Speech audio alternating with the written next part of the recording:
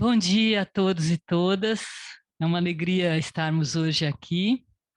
Inicialmente agradeço a Deus, porque dele, por ele, para ele são todas as coisas. E nós damos continuidade aqui na Escola de Magistrados da Terceira Região às nossas reflexões sobre o Dia da Mulher, que foi ontem. E é uma alegria estarmos hoje aqui para uma palestra cujo tema é Vamos conversar sobre a voz das mulheres.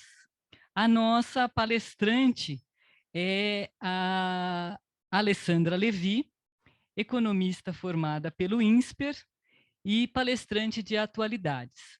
Aqui eu agradeço também o Dr. Nino Toldo, que é o nosso diretor, e a coordenação da nova desembargadora, ainda não nomeada, mas podemos chamar assim carinhosamente, a minha amiga Renata Lotufo. E vou falar rapidamente aqui do currículo da Alessandra Levi, que é já muito conhecida, então eu vou fazer um resumo, né? A Alessandra Levi, economista formada pelo INSPER, ex-banker, ex-googler, mãe, apaixonada por moda, educação e causas sociais. E é palestrante de atualidades, drops de política, economia e cultura no Instagram. Eu vou passar sem delongas a palestra para ela, porque também estou ansiosa por ouvi-la. Bem-vinda.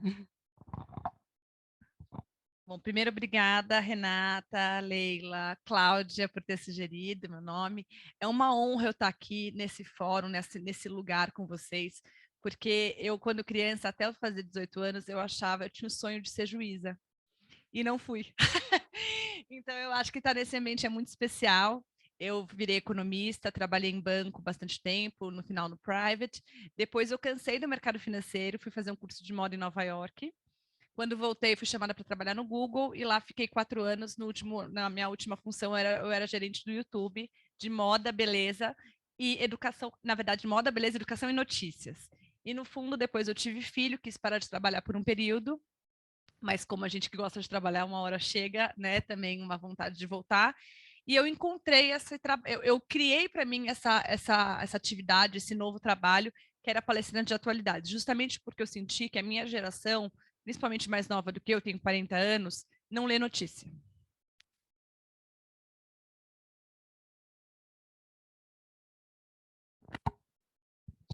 Muito obrigada. A minha geração não lê notícia, só lê manchete. E isso acaba atrapalhando muito um diálogo, né? A possibilidade de você realmente ter argumentos e não ter opiniões. Por isso que eu criei essa profissão para mim. Hoje eu dou aula no MINC, que é do Shopping Cidade Jardim, eu dou aula de política, economia, tecnologia e cultura. Hoje eu vou falar de um tema que eu amo, que é sobre mulheres, e aí tentei fazer alguma coisa bem informal, para justamente causar em vocês uma reflexão, para que vocês saiam daqui pensando nessas mulheres. Vocês são provavelmente inspiração para muitas mulheres, mas eu queria trazer esses nomes, eu não sei se vocês conhecem todas. Então vamos começar sem mais delongas também, depois a gente pode abrir para conversas. Deixa eu ver se é assim. Pode. Ah, tem que compartilhar, né, Mari? Ou pode. Deixa eu ver se vai. Pronto. Primeiro eu queria falar um pouquinho sobre. Ah, pronto, foi. Primeiro eu queria falar um pouquinho sobre que voz é essa, né, que a gente vai falar hoje aqui de manhã. Eu peguei duas falas. Eu sei que a Meghan Markle está meio queimada entre as mulheres, mas assim, ela fez essa. Não pude deixar de fazer essa fala dela, porque eu achei a fala muito interessante, independente do momento que ela está vivendo na vida dela pessoal. Primeiro eu vou falar da Malala, que eu acho que é um símbolo para muita gente, para essa nova geração, que outro dia o meu filho falou dela. Eu falei, gente, meu filho tem 8 anos, já conhece, provavelmente a escola já está falando desse tema, achei interessante. Ela fala, todo mundo fala inglês aqui, eu posso traduzir depois, tá? I raise up my voice, not so I can shout, but so that those without a voice can be heard. We cannot succeed when half of us are held back. Então, falando da importância que, assim, as mulheres são metade da população mundial, né? E ela não quer gritar, ela quer ser ouvida, que é diferente, né? Então, assim, ela quer ter a chance de ser ouvida, né? Que a gente fala muito, eu sei que tem uma palavra que é meio queima-filme, que é feminismo, né? Que as pessoas às vezes acham que é um extremo, não é o extremo, né? Ninguém quer o extremo, eu acho que é exatamente a ter possibilidade de falar, ser ouvida, estudar, uma menina ter o direito de estudar, é sobre isso que a gente está falando, não é sobre uma questão estética, é sobre uma questão de direitos, né? E essa fala que eu adorei, da Megan, que é you often hear people say, well, you are helping women find their voices. And I fundamentally disagree with that because women don't need to find a voice. They have a voice, they need to feel empowered to use it, and people need to be encouraged to listen. Ou seja, elas têm a voz, ninguém precisa encontrar voz nenhuma. Elas precisam ser ouvidas e as pessoas precisam estar dispostas a ouvir ativamente, que é diferente de ouvir passivamente. Às vezes você até escuta a pessoa, mas você não faz nada para mudar aquela situação ou aquele problema que aquela pessoa está vivendo, né? Pessoa não, pode ser às vezes uma população, pode ser um país, pode ser muito mais que isso. Eu acho que não está indo para mim, Má. Tá, por isso. Acho que agora vai. Boa. Obrigada. E aí, para começar essa conversa, eu sempre acho, como eu trabalhei no YouTube, eu acho que essa nova geração gosta muito de vídeo, e não gosta de ler. Eu sei que vocês leem muito, assim, até pela profissão de vocês, mas, assim, eu sempre trago filmes, que eu acho que é uma forma de ilustrar de uma forma bem didática e não pesada o que acontece. E eu trouxe esses dois filmes, eu gosto de usar eu usava muito As Sufragistas, mas agora esse filme que entrou, não sei se todo mundo assistiu, Entre Mulheres. Você gostou? Pesadíssimo, é. Às vezes tem que ser pesado, né, em algum momento. Então, As Sufragistas, acho que a maioria já assistiu, que é sobre a questão do voto. Não vou falar exatamente do filme, vou falar de uma fala da Carey Mulligan, que é a protagonista do filme, que no começo ela não acha necessário a mulher votar. E ela fala assim para as amigas: mas meu marido já vota, por que que eu preciso votar? Né? Ou seja, fala de um pouco de uma invisibilidade, né? Que ele teoricamente já representa, ela não precisa de representatividade. Para que ela quer essa voz? Por isso que eu acho que é interessante quando a gente vai falar de voz, para que você quer essa voz? Né? E depois que ela vai entrando naquele caminho, ela vê que não tem volta. E aí ela luta por aquilo até o final, até né, o final do filme. E aí eu queria falar um pouco esse filme, como eu ia fazer essa palestra aqui, esse filme tinha acabado de estrear, eu falei, eu tenho que assistir. Fui semana passada sozinha, adoro ir no cinema sozinha, e assisti, que chama-se Women Talking, né? Aqui no Brasil está Entre Mulheres, ele está concorrendo ao Oscar como melhor filme. Não é uma história real, não é uma história real, mas foi baseada em fatos reais, né? Não são aquelas personagens, mas foi baseada em fatos reais, que tem uma colônia ali que sofreram, as mulheres vinham sofrendo sistematicamente estupros, e depois elas tinham que decidir se elas iam sair daquela colônia ou se elas iam ficar e lutar. E aí tem toda essa discussão. O filme é legal porque é como se fosse uma peça de teatro. Não é uma sensação de um filme. Parece que aquelas mulheres estão discutindo as perspectivas. E que eu achei mais legal foi essa que está na frente, que é a Rooney Mara, que é a atriz, que é a principal do filme, que chama a personagem dela é Ona, que ela fala sobre um statement, né? Sobre uma não é relatório, tradução de statement, é como é que eu traduzo? É uma mensagem, um comunicado, uma declaração, acho que a melhor tradução é declaração. Uma declaração que ela queria lançar sobre como seria essa nova vida depois dessa decisão dessas mulheres. E ela fala uma coisa que eu achei muito legal, que eu até postei no meu Instagram, depois eu quero que todo mundo me siga no Instagram. Depois vai ter o meu Instagram lá. Mas que eu acho que lá também tem um espaço para conversas também diversas.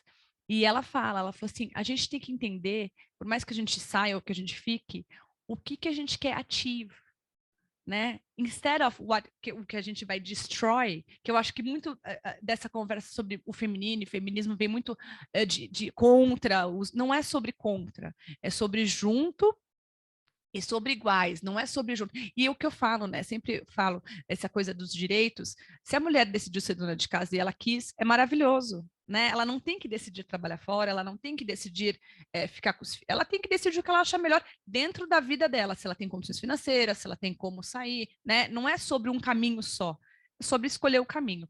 Então, eu achei super interessante esse filme, porque fala justamente que sociedade que a gente quer criar, né? Que as mulheres nessa colônia, elas não tinham direito de estudar, elas não tinham direito de praticamente de nada, né?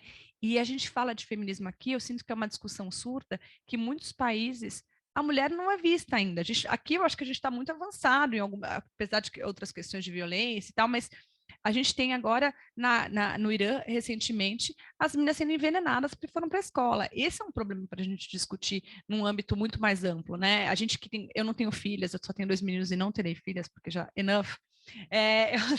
Eu fico pensando, eu tenho uma afilhada, eu falo, gente, imagina se a Lulu não pudesse ir para a escola, imagina se a Lulu só pudesse cuidar de casa e não pudesse escolher com quem ela vai casar. Eu fico pensando perto da gente, quão difícil, qual o potencial, que eu falo isso como economista, qual potencial de PIB a gente está perdendo. Não estou falando nem só dos direitos, né? E outra coisa, uma outra discussão também.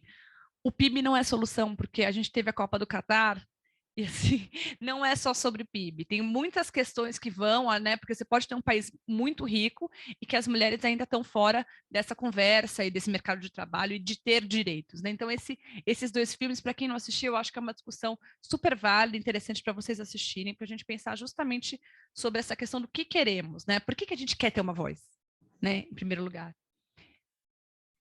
Mari, desculpa, ou eu sou muito. Não, não sei se. Acho que.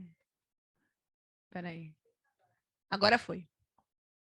E aí eu queria começar a nossa conversa um pouco. O meu objetivo aqui é fazer um passeio com vocês por várias áreas, não só para política, economia, artes, moda, para a gente pensar justamente nessas vozes e o que essas mulheres estão querendo comunicar hoje em dia. Então, política, é óbvio que todo mundo conhece a Angela Merkel, eu acho que é a mais conhecida. Todo mundo conhece todas as pessoas que estão na foto? Eu queria só fazer essa pergunta. Ou tem alguma que vocês não conhecem? Essa aqui sou eu, óbvio, né? Não, não é nenhuma pessoa relevante, mas eu estou com uma pessoa relevante. É assim, não sou eu, obviamente, é essa senhora que está atrás de mim. Todo mundo conhece todo mundo? Aqui, ó. Essa Albright todo mundo conhece, a Angela Merkel também, a Jacinda, eu acho que essas 2 ninguém conhece, né? Não. Tem tanta mulher legal para vocês conhecerem, que assim, precisa de vir mais vezes. Não vai dar tempo de falar das mulheres legais, mas assim, vou começar pela Angela Merkel, não vou me estender sobre ela, porque todo mundo conhece o legado dela, de 16 anos e tal, mas eu queria falar um pouco de um paradoxo. A Angela Merkel, ela foi conhecida pelo silêncio, pela capacidade dela de escutar, num momento que estava todo mundo falando só, né? Ela pegou o final do Trump, enfim. E ela era a pessoa que fazia a ponte, o consenso. Ela ouvia todos os lados. E eu não sei se vocês fizeram esse link, mas assim, o Putin atacou justamente quando ela saiu e entregou o Olaf Scholz virou o primeiro-ministro da Alemanha. Ela fala russo perfeitamente, ela é a única que mantinha um diálogo com ele, e na época da pandemia, todo mundo queria já oferecer uma solução para um problema que não tinha solução no primeiro momento. Vocês lembram que não tinha vacina, não tinha nada, era lockdown, não era lockdown? O que ela falou? Ela falou assim, eu não sei o suficiente, eu vou montar uma banca com desde filósofo até médico, advogado, juízes, para eu ouvir dessas pessoas o que elas acham que eu tenho que fazer, desenvolver um consenso ali na minha cabeça do que deve ser feito, e aí eu vou tomar uma atitude.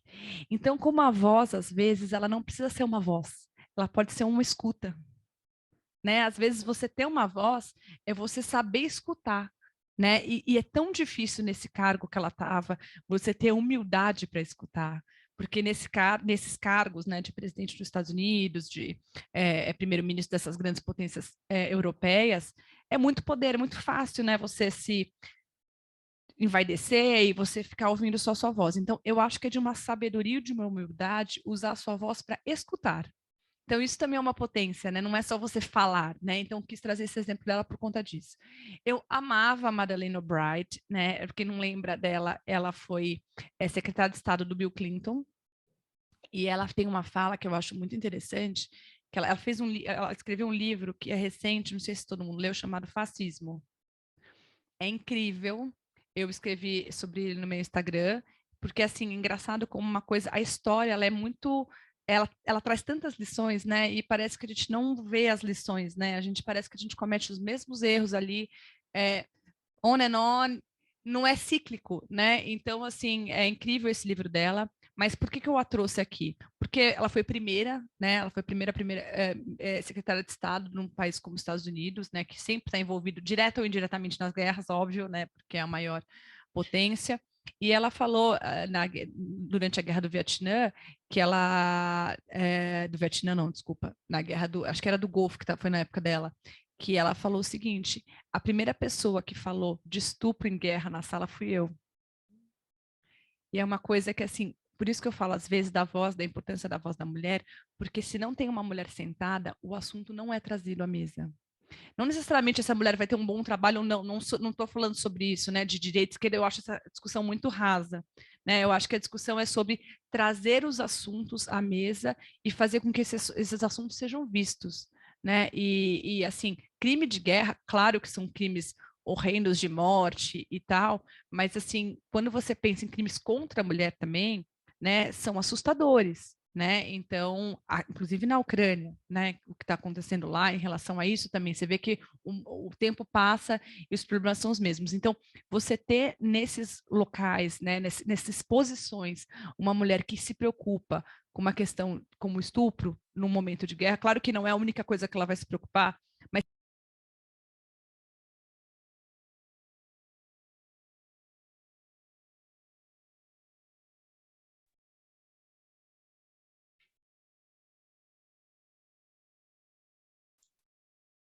Simone Veil, que é Veil, não sei, não falo francês. Vou conseguir um dia, mas ainda não falo. E ela foi ministra da Saúde, foi a primeira ministra da Saúde da França que legalizou o aborto. Então, eu acho que é aquela coisa, de novo, que eu falo da voz da mulher, da posição da mulher. Que homem vai trazer esse assunto, que é um assunto super incômodo, e aqui também, de novo, eu não falo sobre bem ou ruim, eu tenho uma posição pessoal sobre isso, existe uma posição, né, dos governos, não é sobre isso a questão, mas trazer os temas, né? E ela foi a que trouxe o tema, ela morreu recentemente, ela, Madeleine Albright, é natural da vida, né? As pessoas, mas a gente fica assim, esses ícones que fizeram muito e que muitas vezes são desconhecidos, né? No caso dela, eu acho que ela é muito desconhecida pela maioria das pessoas e fez um trabalho de trazer esse assunto à tona. E aí eu vou falar lá embaixo da Jacinda, que eu acho que todo mundo conhece. Eu acho que a Jacinda, olhando politicamente, ela não deixou a Nova Zelândia só exclusivamente por causa do burnout. Tem decisões políticas que não cabe aqui, não é o fórum para explicar, mas assim, econômicas, que estavam trazendo um descontentamento da população. Quando uma pessoa sai, nunca é um fator só, né? É um conjunto de fatores. Mas por que eu trouxe o caso dela? Por ela ser muito nova e elas sempre abrem portas para outras, né? Tem a Sanna Marin, que é a primeira-ministra da Finlândia, não sei se vocês a conhecem, eu gosto muito dela. E ela abre caminho para outras mulheres também. E eu teve uma conversa só, entre parênteses, que elas se reuniram para um fórum, a Sanna Marin e a Jacinda, antes da Jacinda sair. E a pergunta foi o seguinte: o que vocês conversaram com mulheres? Vocês só conversaram de problemas femininos, alguma coisa assim? Né? Por que vocês se reuniram? E ela falou: eu não estou acreditando, de uma forma simpática, educada, que eu estou ouvindo isso. Se você tivesse com o primeiro-ministro lá, né, com o Justin Trudeau e com, sei lá, outra pessoa, você ia perguntar isso? Por que eles se reuniram? Qual que é o to, né? Não faz sentido. Foi uma pergunta exclusivamente porque elas eram mulheres, eram jovens. Então ainda existe isso, né? É triste, mas ainda existe. A Sanna Marin tem 35 anos, 36, e ela tem 37. E por que que eu gosto de trazer o caso dela? Porque ela foi a pessoa que juntou o tema maternidade com poder. Né, com poder político nesse nível, né? Sempre tem essa discussão, mas nesse nível. E ela tinha acabado, ela teve a filha dela, a Nive, na licença. Ela já estava como primeira-ministra, mas ela teve uma licença ali, mas ela já era primeira-ministra. E quando ela teve que falar na ONU, ela levou a bebê, não sei se vocês lembram dessa foto, acho que viralizou assim, né? Ela levou com o pai, né, para em algum momento amamentar. Então eu acho que essa é uma imagem muito forte, porque a gente assim associa muito a maternidade ainda uma pausa ou a um atraso na nossa carreira, ou algo como se a maternidade tivesse que ter um pedágio, como se fosse um pedágio ainda, né? Eu lembro quando eu estava no Google, tinha uma pessoa que tinha acabado de tirar licença maternidade, ela estava no quarto filho. Ela tinha dois e ela tirou licença, ela teve gêmeos, então ela virou quatro, mãe de quatro. E quando ela voltou, ela foi promovida. da licença do quarto. E eu achei aquilo tão simbólico para outras mulheres, porque às vezes é uma promoção que não só quer dizer aquilo para aquela mulher, aquilo tem uma sinalização para as outras que assim, não, eu posso ter filho aqui e eu posso ter certeza não, ter a convicção de que isso não vai ser um impeditivo para eu crescer na minha carreira. Então eu acho que essas imagens são muito simbólicas, né, da Jacinda, e ela falou que ela estava quando ela saiu, né, que ela decidiu que não tinha mais, percebeu que não tinha mais energia para o cargo, por isso que todo mundo falou de burnout, e falou que queria estar mais perto da filha, enfim. Mas eu acho que sempre é um conjunto. Eu acho que teve uma questão política também, mas queria falar sobre maternidade política, por isso que eu trouxe ela nessa questão. E aqui, quem está aqui atrás de mim, essa querida, né, que eu fui atrás, inclusive, eu a encontrei aqui na Fiesp, que é a Ngozi, que é a diretora-geral da OMC. Ela é nigeriana e eu acho ótimo que ninguém conhece ela. Então, quando eu fui atrás do convite, obviamente ninguém me chamou para eu ir lá. Ninguém falou, você será convidada para conversar com a Ngozi. Obviamente não. E eu movi os meus pauzinhos ali. E como ela não é uma pessoa famosa no sentido geral, assim, né? Se fosse a Jacinda vindo, todo mundo ia querer encontrar. E eu era uma das únicas mulheres que estava lá. E ela foi ministra de Finanças da Nigéria. Que imagina que difícil, né? E assim, eu gosto de falar que a Nigéria, gente, ela vai ser daqui a pouco o terceiro país mais populoso do mundo. Não sei se vocês estão sabendo. Então, assim, temos um desafio ali, né? Porque a gente, assim, as populações da Europa estão envelhecendo, tem toda uma questão ali de pirâmide etária e tal. E então, assim, teremos que olhar para a Nigéria. Podemos não, a gente pode não estar olhando agora, mas em algum momento a gente vai ter que falar. E aí tem a Chimamanda, que depois eu vou falar um pouquinho, que também é nigeriana.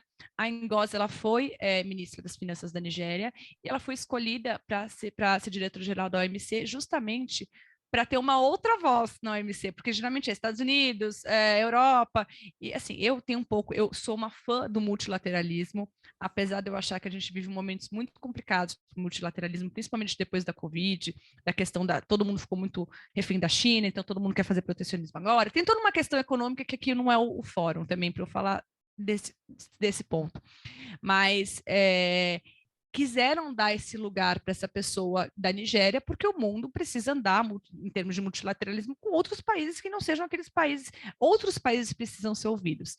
E quando eu falei com ela teve aqui no Brasil, apesar até justamente essa descrença desses órgãos multilaterais, ela falou muito de economia verde, que eu acho que obviamente é o único ponto hoje em dia que todos os países sabem que vão precisar trabalhar juntos, que não tem outra opção, né? Regulamentação de carbono e tal, mas a importância dela estar nesse cargo também, de trazer. E agora, não é uma mulher, mas o próximo indicado ao Banco Mundial vai ser um indiano, justamente também para colocar essa balança um pouco mais equilibrada aí do mundo, porque não adianta, assim, as grandes populações, né, a população economicamente ativa não necessariamente vai vir agora nas próximas gerações dos Estados Unidos ou da Europa. Então, essa representatividade, e eu acho muito legal o jeito que ela se veste, assim, ela não é porque ela está na Europa, o QG dela é em Genebra, né?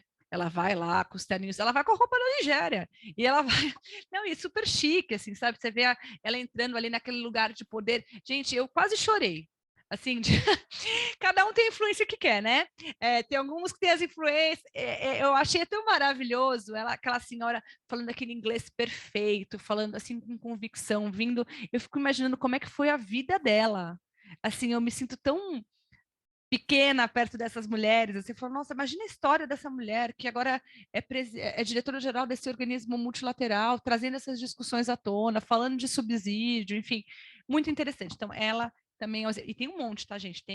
Eu não vou trazer aqui, mas também tem a Janet Yellen no Tesouro Americano, que vai decidir aí o futuro da economia dos Estados Unidos, tem a Kristalina Georgieva, que está no FMI, que também vai, agora as nações pobres vão precisar, né? Nações pobres é a maioria, né? É tipo, excluindo três, vai todo mundo precisar de dinheiro por conta da Covid, tá a Kristalina Georgieva, a Christine Lagarde, que é da Comissão Europeia, presidente do Banco Central da Europa. Então, assim, as mulheres estão acontecendo. Tem muitas ministras, a ministra das Finanças da Índia é uma mulher, tanto que no G20 eles postaram, o G20 mesmo, que todo mundo sabe o que é, né? Eles fizeram um post só sobre as mulheres poderosas do G20. que tinham muitas. Isso é muito bom para a gente, para as nossas filhas, para todo mundo, né? Tem um efeito geral. Queria falar também daquela coisa que eu falei antes, da importância da mulher estar ali. Todo mundo acompanhou o caso do Daniel Alves, também não vou entrar no detalhe, porque é desnecessário, mas que foi uma coisa muito ruim, mas que bom que aconteceu em Barcelona, porque senão ele não estaria preso. Senão aconteceria que nem o Robinho que está lá na Praia de Santos jogando futebol, que eu sei. Eu tenho pessoas em Santos que sabem que ele está jogando lá todo dia. Ai, será que... Desculpa. Tá funcionando? Ah, obrigada. Obrigada, gente. E aí, por quê? Porque lá a prefeita, também não quero reforçar a questão de direita e esquerda, não é sobre isso que eu estou falando, é sobre lá ser uma lei muito clara, que assim, a casa noturna, né, foi super rápida em detectar, são todos super treinados. Então, o que aconteceu ali? Um segurança a viu chorando e foi conversar com ela. E aí, depois que eles conseguiram pegar todo o caso, e ele, né, eu acho a situação dele se complicou demais, dificilmente ele vai ter uma... E isso é muito importante, gente, porque esses casos, não estou falando só no futebol, devem acontecer em vários outros esportes. Essas pessoas cheias de poder, elas se acham cheias de direitos, né? Então, assim, não é o primeiro caso, com certeza, mas é muito importante essa lição que eles têm, né? E aqui em São Paulo, hoje, inclusive, a Marinelou vai ter uma consulta aberta para o Não Nos Calamos aqui em São Paulo, né? Então, como esse caso e essa rapidez nessa execução foi importante para que as provas fossem produzidas de forma correta. Vocês vão saber muito mais que eu sobre isso, mas que aquilo fosse fácil de ser provado, né? Porque se você tem um atraso muito grande, isso não se prova mais, né? Pode ser que não tivesse argumentos ou provas necessárias. Então, essa é aqui que eu coloquei é a prefeita de Barcelona e ela fez um post no Instagram falando sobre o caso, né? Então ali primeiro aquela de saúde mental, mas ela falou do protocolo, usou até a imagem dele para falar, olha, isso aqui não vai acontecer aqui não. Pode ser o Daniel Alves, pode ser quem quer que seja, e como essa mulher traz pautas muito atuais, né? Que é a questão, claro que toda cidade, todo país precisa do básico, da educação, da saúde, tudo aquilo que a gente já sabe de segurança, mas a pessoa ter a sensibilidade de entender que saúde mental é importante, que violência contra a mulher você tem que pegar ali no começo, né? E ter eu acho que a palavra é pedagógico. Essa rápida contenção dele foi pedagógico para todos esses atletas que se acham mesmo acima do bem e do mal e sabem que não vão ser pegos, né? Então vão fazer isso novamente, tá? Então eu queria trazer o exemplo dela. Eu fui no lançamento do programa Caixa para Elas no ano passado. Eu não sei se todo mundo acompanhou a Daniela Marques, que foi presidente da Caixa no período do ano passado, depois do escândalo do Pedro Guimarães, né? Enfim, ela assumiu, ela já trabalhava com o Paulo Guedes, sempre trabalhou no mercado financeiro, eu vim de mercado financeiro, ela já era conhecida, trabalhou no Bozano e tal. E qual que é o caso da Daniela Marques? Ela já sofreu violência doméstica, ela tá, inclusive, um caso com o ex-marido dela. E quando ela entrou na Caixa, ela falou, isso não vai ser permitido de forma nenhuma. E quando ela lançou o programa, eu estava lá, foi aqui em São Paulo, as pessoas da agência da Caixa eram treinadas para escutar as denúncias. Porque muitas vezes a mulher ela tem vergonha, ou o marido pode bater, né, pode ameaçar a vida, falar, olha, você não pode... Então, às vezes, ela vai pedir ajuda na agência. E ela falou, olha, a gente precisa associar primeiro uma denúncia, que a gente escute esse problema dessa mulher, e outra coisa, a gente dê ferramentas para que essa mulher saia desse relacionamento abusivo, que muitas são dependentes financeiramente do marido, então não tem como sair daquela situação, porque não vai, né? E o programa era primeiro para escutar essas mulheres, segundo para dar crédito para empreendedorismo feminino. Então, de novo, vocês acham que se não tivesse uma mulher lá, isso ia ser pauta? Iam treinar as pessoas da Caixa para ouvir as denúncias de violência sexual, iam focar no problema né, no crédito para o investimento feminino? Claro que não, né? É o que eu falo, não necessariamente ser uma mulher, ela vai abordar as pautas. Não, pode ser que a mulher não aborde, mas tem mais chance desse assunto vir à tona. Né? É mais fácil que essa discussão seja levada num patamar relevante se for uma mulher. Né? Então, esse é um caso. A Patrícia Ellen, não sei se vocês lembram da Patrícia Ellen, todo mundo conhece a Patrícia Ellen? Que ela é secretária de Desenvolvimento Econômico no Dória, no governo do Dória. E ela também, muito focada em mulheres em tech, fazer programas para mulheres aprenderem a programar, dinheiro para empreendedorismo feminino. Então, quando a mulher tem essa bandeira, isso acaba virando política pública, que é o que escala, gente. Eu amo o projeto social, eu conheço todos, mas assim, quando você tem uma iniciativa que vem de cima, é muito mais fácil, porque você tem primeiro, um alcance muito grande. O Brasil é continental, né? Adoraria que os projetos pequenos fossem, né, a resolver. Claro que são super importantes, mas quando você tem uma iniciativa vindo do governo, é muito importante para isso chegar em todo mundo. Então, ela, inclusive, agora acabou de lançar aqui na Paulista, não sei se vocês, a cidade de Matarazzo, que foi toda reerguida e tal, tem um lugar chamado Aya Hub. Ela virou agora uma defensora da mudança energética, da questão climática, e ela já conseguiu 30 empresas para trabalharem nesse lugar, justamente para fazer mentoring, para fazer capacitação, para fazer essa transição de net zero da economia nos próximos anos. Então, agora, esse é o tema dela, ela está advogando muito por isso, eu gosto muito dela, uma menina que veio das comunidades, que fez Harvard, e, de novo, eu acho que, assim, quando uma pessoa, eu tenho, pode ser errado, assim, mas eu acho muito importante uma pessoa ter vindo de baixo para conhecer os problemas. Eu acho importante. Eu não vim. Então, como é que se eu fosse, por exemplo, política, como é que eu ia discutir transporte público se eu nunca andei de ônibus? Como é que eu ia, né? Eu acho que faz sentido. É importante a pessoa ter aquela vivência, porque quando ela vai decidir uma lei, quando ela vai colocar uma verba, ela tem uma experiência que ela possa falar. Então, eu gosto muito dela. Ela não está, infelizmente, no meu PowerPoint, mas eu queria só fazer essa menção, porque eu acho ela importante. E, de novo, a Tabata, quem gosta ou não gosta da Tabata, também não é o ponto aqui, a questão da pobreza sexual, que é um tema que veio recentemente agora para o Brasil. Eu falei o quê? Nossa, pobreza sexual não. Pobreza menstrual, que eu acho que é uma questão importante também, que tira o acesso de muitas meninas, às vezes, causa doenças e tal. Então, eu acho que quando você vai estudar o tema, você vê que a situação é muito triste mesmo. Muitas deixam de ir para a escola num período grande, depois não vão recuperar jamais.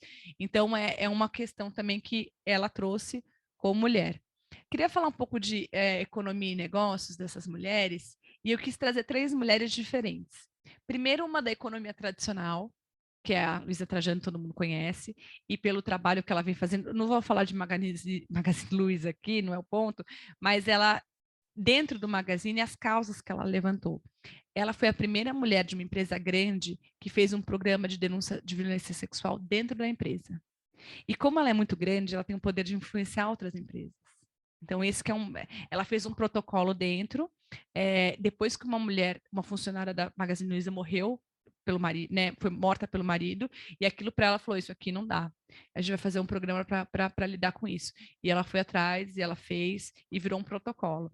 Ela se organiza hoje muito pelo Mulheres do Brasil, né, que eu acho que é o braço que ela vai, que ela fala que é partidário, mas que tem muita força, né? E ela é uma pessoa, como ela não se define como centro de direita e esquerda, todo mundo a escuta.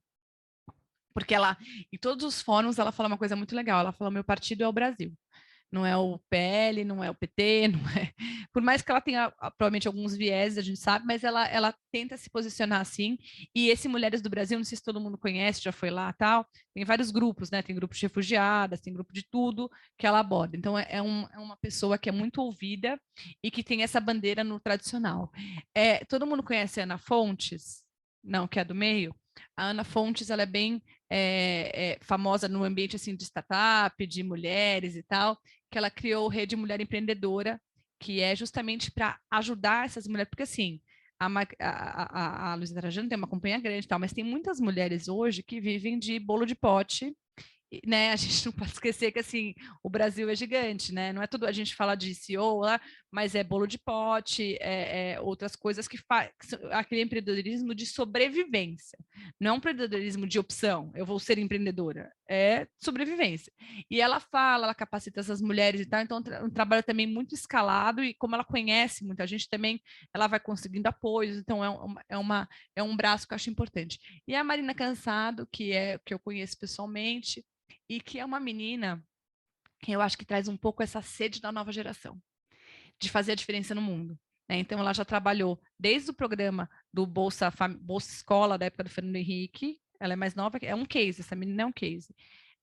Trabalhou na iniciativa pública, ajudou a implantar o ESG, que é a palavra do momento, na XP, fez a área, e agora ela lançou a Future Carbon, que é justamente um braço que tem várias empresas embaixo, para regulamentar e para, como é que eu posso dizer, transformar em negócio o mercado de carbono no Brasil, que é o next step, né, que é a última ponta hoje de economia, que ainda não se consolidou no Brasil. Então, ela está na frente, super conectada com todas essas causas, assim, em relação a também transformar famílias muito endinheiradas do Brasil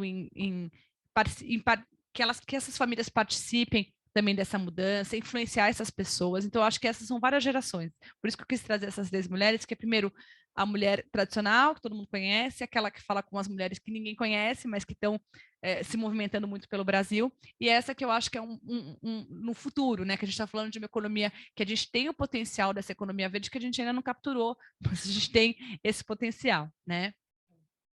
Na literatura, que é um tema que eu amo, eu queria trazer essas 4 mulheres. Todo mundo conhece as 4? Carla Madeira, querida. Enernô?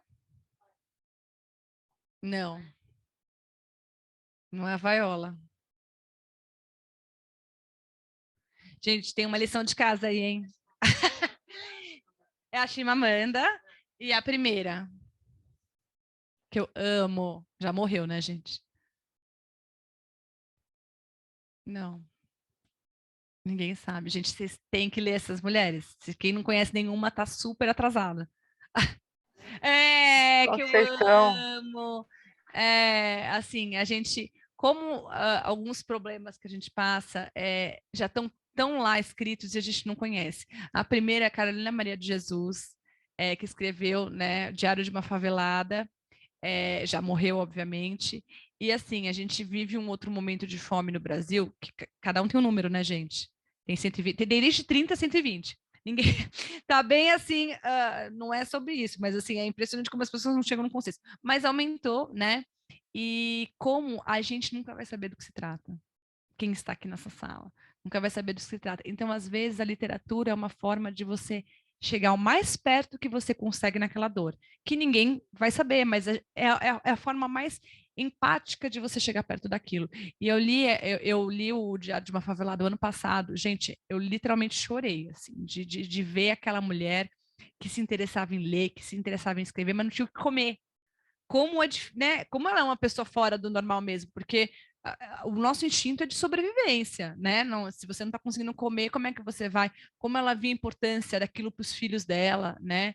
Então, é uma personagem da literatura que vocês precisam conhecer, que eu acho que para a gente entender os problemas do Brasil, é o que eu falo, é muito fácil falar dentro de uma sala com ar-condicionado, né? Além de conhecer, às vezes, ao vivo, né? Mas ler esse relato, que é antigo, não é de agora, mas que fala dessa dor, né? Que a gente tentar entender aquilo. A Annie Ernaux, que ganhou o Nobel da Literatura, maravilhosa, 82 anos. Eu fui para a Flip para vê-la, mas para ver outras pessoas também. Eu estava lá quando ela fez essa fala, maravilhosa. E eu queria só ler o que ela disse aqui. Me parece uma coisa boa que a primeira mulher na França a ganhar o Nobel tem uma escrita aqui, na minha opinião, pode ser uma fonte de liberdade. Então, não sei se todo mundo já leu Annie Ernaux, tem os 4, né, tem mais que 4 livros, mas os principais são 4. Eu gostei muito de O Lugar, que eu achei o melhor, mas cada um, né, tem uma opinião, tem Os Anos, que todo mundo gostou mais dos Anos, que faz uma retrospectiva maior, misturando com história e tal, mas ela fala de uma forma, a literatura dela é muito específica, que é uma literatura autobiográfica ali, mas que ela mistura com história, que ela mistura com fotos, é muito interessante. E aí, quando a gente estava na Flip, perguntaram para ela, nossa, você acha que as pessoas gostaram de você? Mas até pergunta meio nada a ver, né? A pessoa tá lá, você acha que gostaram de você ser escolhida como uma mulher? O que essa pessoa está fazendo pergunta? E ela falou, não, que bom que fui eu que incomodei tanta gente, que abri essas portas. Ela foi, pessoalmente, teve uma mulher que chegou em Paraty para ela e contou de um aborto. Ela, imagina, tá todo mundo na Flip atrás dela, né? Ela chorou com essa mulher, ela abraçou essa mulher. E é aquela coisa que eu falo, ela pode ser francesa, ela pode ter 82 anos, mas ela fala das dores da mulher.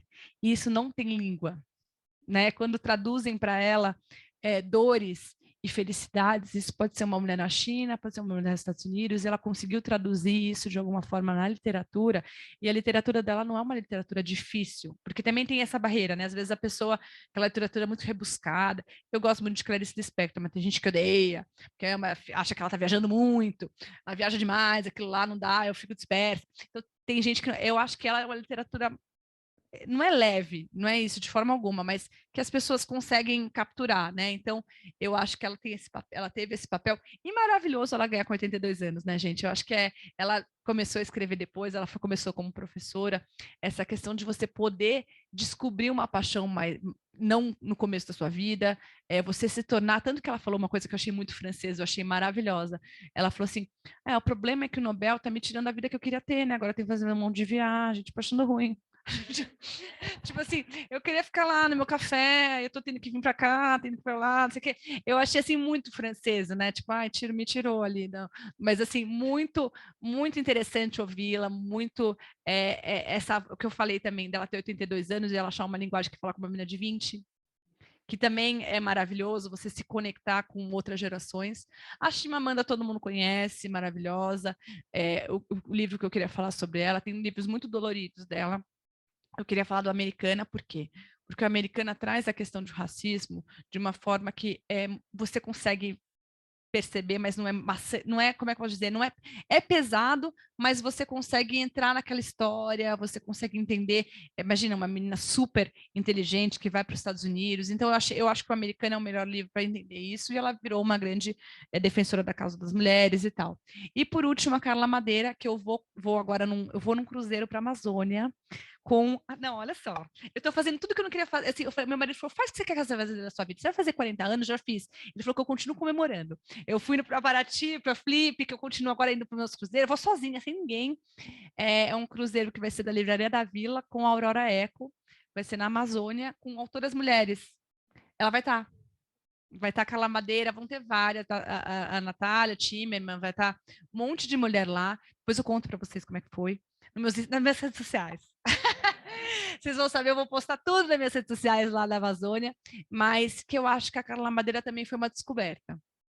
Foi catártica, foi uma descoberta que todo mundo já deve ter lido algum livro dela, que fala muito de um tema que eu acho humano, mas também que a mulher quer perdão, que é a capacidade de perdoar, a capacidade de viver com aquela dor. Cada um tem a sua dor, são grandes dores que, né? E como que ela fala também de maternidade no segundo livro, mas acho que principalmente perdão. Para mim, eu acho que é a palavra que mais a virtude que mais ela discute, né, nos temas, e são livros que você não consegue parar de ler, né? Então, uma linguagem moderna. Eu acho que vai virar filme um deles, acho que Tudo é Rio, ou série, porque agora, né, Tudo é Rio. Vai virar série ou filme. Então, vai chegar para um grande público aí, que não é um público, né, da literatura, não chega em todo mundo, mas vai chegar. Então, acho que é uma personagem também da literatura moderna que fala com muitas mulheres.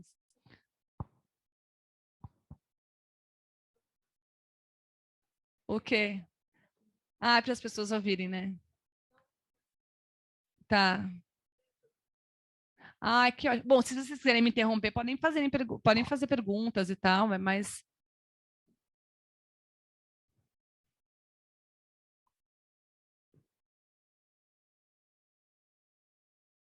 Bom.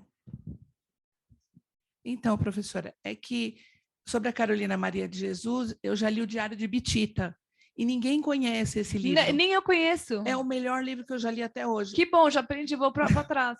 Ela conta quando ela era criança, que ela morava em Minas, ler. como que ela aprendeu a ler, que ela ficou doente, ela ficou dentro de um... Ninguém queria cuidar, ela ficou na Santa Casa, como ela era preta, todo mundo maltratava. O melhor livro que eu já li até hoje. Eu vou atrás. Diário de Bitita. Como é que é? Bitita. Diário de Bitita. De Bitita, eu vou atrás. Obrigada. Qual que é o seu nome? Foi, Cláudia, só foi publicado depois que ela morreu. Nossa. Então, ela teve uma exposição agora no IMS aqui, eu perdi, mas eu vou atrás desse livro, eu não conhecia. É que eu faço parte de um grupo de teatro, a gente sempre encena a Carolina Maria de Jesus, aí eu li tudo que tinha. E ela não é maravilhosa? É. Maravilhosa, gente, maravilhosa. Obrigada, Obrigada. viu, Cláudia? Vou atrás do livro. Eu queria falar um pouco de poesia, mas eu não queria falar, eu queria falar de uma poesia mais moderna, mais assim, nova, que eu acho que vale a pena vocês conhecerem. Vou começar, apesar de ser moderna, não vou falar da modernidade, vou falar da simplicidade, que eu acho que é uma força da Cora Coralina, todo mundo, não sei se todo mundo conhece a poesia da Cora Coralina, mas eu acho muito de uma sabedoria, e como que o tema que ela falava e o que ela falava mudou completamente no mundo atual. Por isso que eu gosto de trazer essa poesia. É o seguinte: assim eu vejo a vida. A vida tem duas faces, positiva e negativa. O passado foi duro, mas deveria deixar o seu legado. Saber viver é a grande sabedoria, que eu posso dignificar minha condição de mulher, aceitar suas limitações e me fazer pedra de segurança dos valores que vão desmorando. Nasci em tempos rudes, aceitei contradições, lutas e pedras como lições de vida, e delas me sirvo, aprendi a viver. Como que ela está resignada, né? Assim, não estou falando só da questão do poder da poesia dela, mas como ela está resignada. Tipo, é isso que temos para hoje.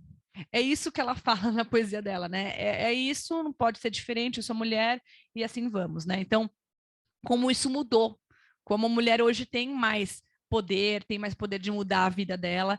E eu queria trazer duas poetas muito modernas para vocês. Não sei se todo mundo conhece a Rupi Kaur, que é uma indiana que mora no Canadá, que é um sucesso mundial. Ela veio agora no Brasil, lotou. Assim, ela foi naquele Espaço das Américas, né, que tem um lugar super grande, lotou, ela virou uma celebridade. E eu acho que o legal da fala dela é que ela fala muito sobre depressão. E depressão no Instagram é importante ela falar, porque são as vidas perfeitas que estão lá, né? As nossas filhas, adolescentes, estão vendo todo mundo lindo lá, maravilhoso, tendo uma vida incrível. É importante que alguém fale de depressão, né? Que aquilo, a pessoa pode ter muitos seguidores, ela pode ser muito famosa, ela pode sentir um vazio. Então, acho que a beleza da poesia da Rupi é porque ela justamente traz esse tema, e ela é famosa, e ela é bem conectada, e ela, mesmo assim, tem esse vazio. E eu queria falar da Liana, que eu tive num evento ontem dela, a Liana Ferraz, que ela é uma poeta moderna. Eu recebi o livro dela, Sede de Me Beber Inteira, num evento que eu fui, de uma amiga que tem uma marca chamada Utopiar, que ela cria, é uma marca, não sei se vocês já ouviram falar, tem no Guatemi, que ela faz uma oficina com mulheres que sofreram violência doméstica, ensina elas a bordarem, e depois vende as roupas e essas mulheres recebem, né? Então, aí a Liana fez uma parceria com ela no Dia da Mulher, eu conheci através dessa minha amiga, e é uma poesia, gente, de Instagram. Porque às vezes eu acho que assim, essa geração mais nova não vai numa biblioteca pegar um livro de poema, gente, não vai. Adoraria que fosse, mas não vai. Então, assim, se a poesia não vai até a geração, assim, a poesia tem que entrar pelo Instagram, tem que entregar pelo TikTok, tem que entrar para onde for para entrar. É melhor que entre do que não entre em nada, né? Não, do que fique só na dancinha, que fique só no make-up. Não que não seja legal para adolescente, acho ótimo, mas tem que ter alguma coisa um pouco mais, né? E ela traz discussões muito modernas. Eu vou só ler esse poema, que é Corpo Lindo é aquele que tem força para carregar projetos, histórias, amores. Corpo lindo é esculpido delicadamente devagar, ritmado o coração, corpo lindo, vive dança, aceita, acata, entende mudança. Que é uma outra coisa também, da gente lidar com essa superexposição, com ter que estar, que é uma coisa muito mais moderna do que a resignação da Cora Coralina naquele tempo, né, quando ela vivia. Então, só essa sugestão dessas poetas que falam de temas que vão interessar as filhas de vocês, as sobrinhas, né, porque a gente tem que ter esse olhar, né? Eu converso muito com meu filho, ele fala, mamãe, o mundo não é mais assim. Assim, eu, eu coloquei um filme para ele ver, não sei se vocês já ouviram falar daquele Começo da Vida. Tem o Começo da Vida, que fala dessa infância, é um livro, é lindo o filme. E tem o Começo da Vida lá fora, que fala do espaço físico, como as crianças hoje ficam fechadas no carro, no celular. E eu falei, você vai assistir comigo. Aí eu pausava cada meia hora e mandava ele comentar. Ele falou: essas pessoas não têm noção, mãe, o mundo não é assim mais. Essas pessoas, essas crianças não são assim, as crianças de hoje não são assim. Então, como você ouvir também a opinião deles, entregar uma coisa goela abaixo, não vai rolar, porque eles não vão aceitar. Então, por isso que eu acho que a gente tem que entender também uma linguagem que chegue. Não adianta falar, você vai ler poesia, você vai fazer não sei o quê, você vai ficar. Não adianta. Queria falar no terceiro setor de algumas mulheres que eu não sei se todo mundo conhece. Todo mundo conhece essas mulheres? A Melinda, querida, todo mundo deve conhecer, mas o resto não sei. Quem? Andréia? Ah, sim. Andrea Schwartz. Muito legal, né? Exato. Super inspirador. Então, como não teve um consenso, Melinda, eu vou falar, Melinda, eu sempre me inspirei na Melinda porque ela é trilhardária, ela só anda de moletom.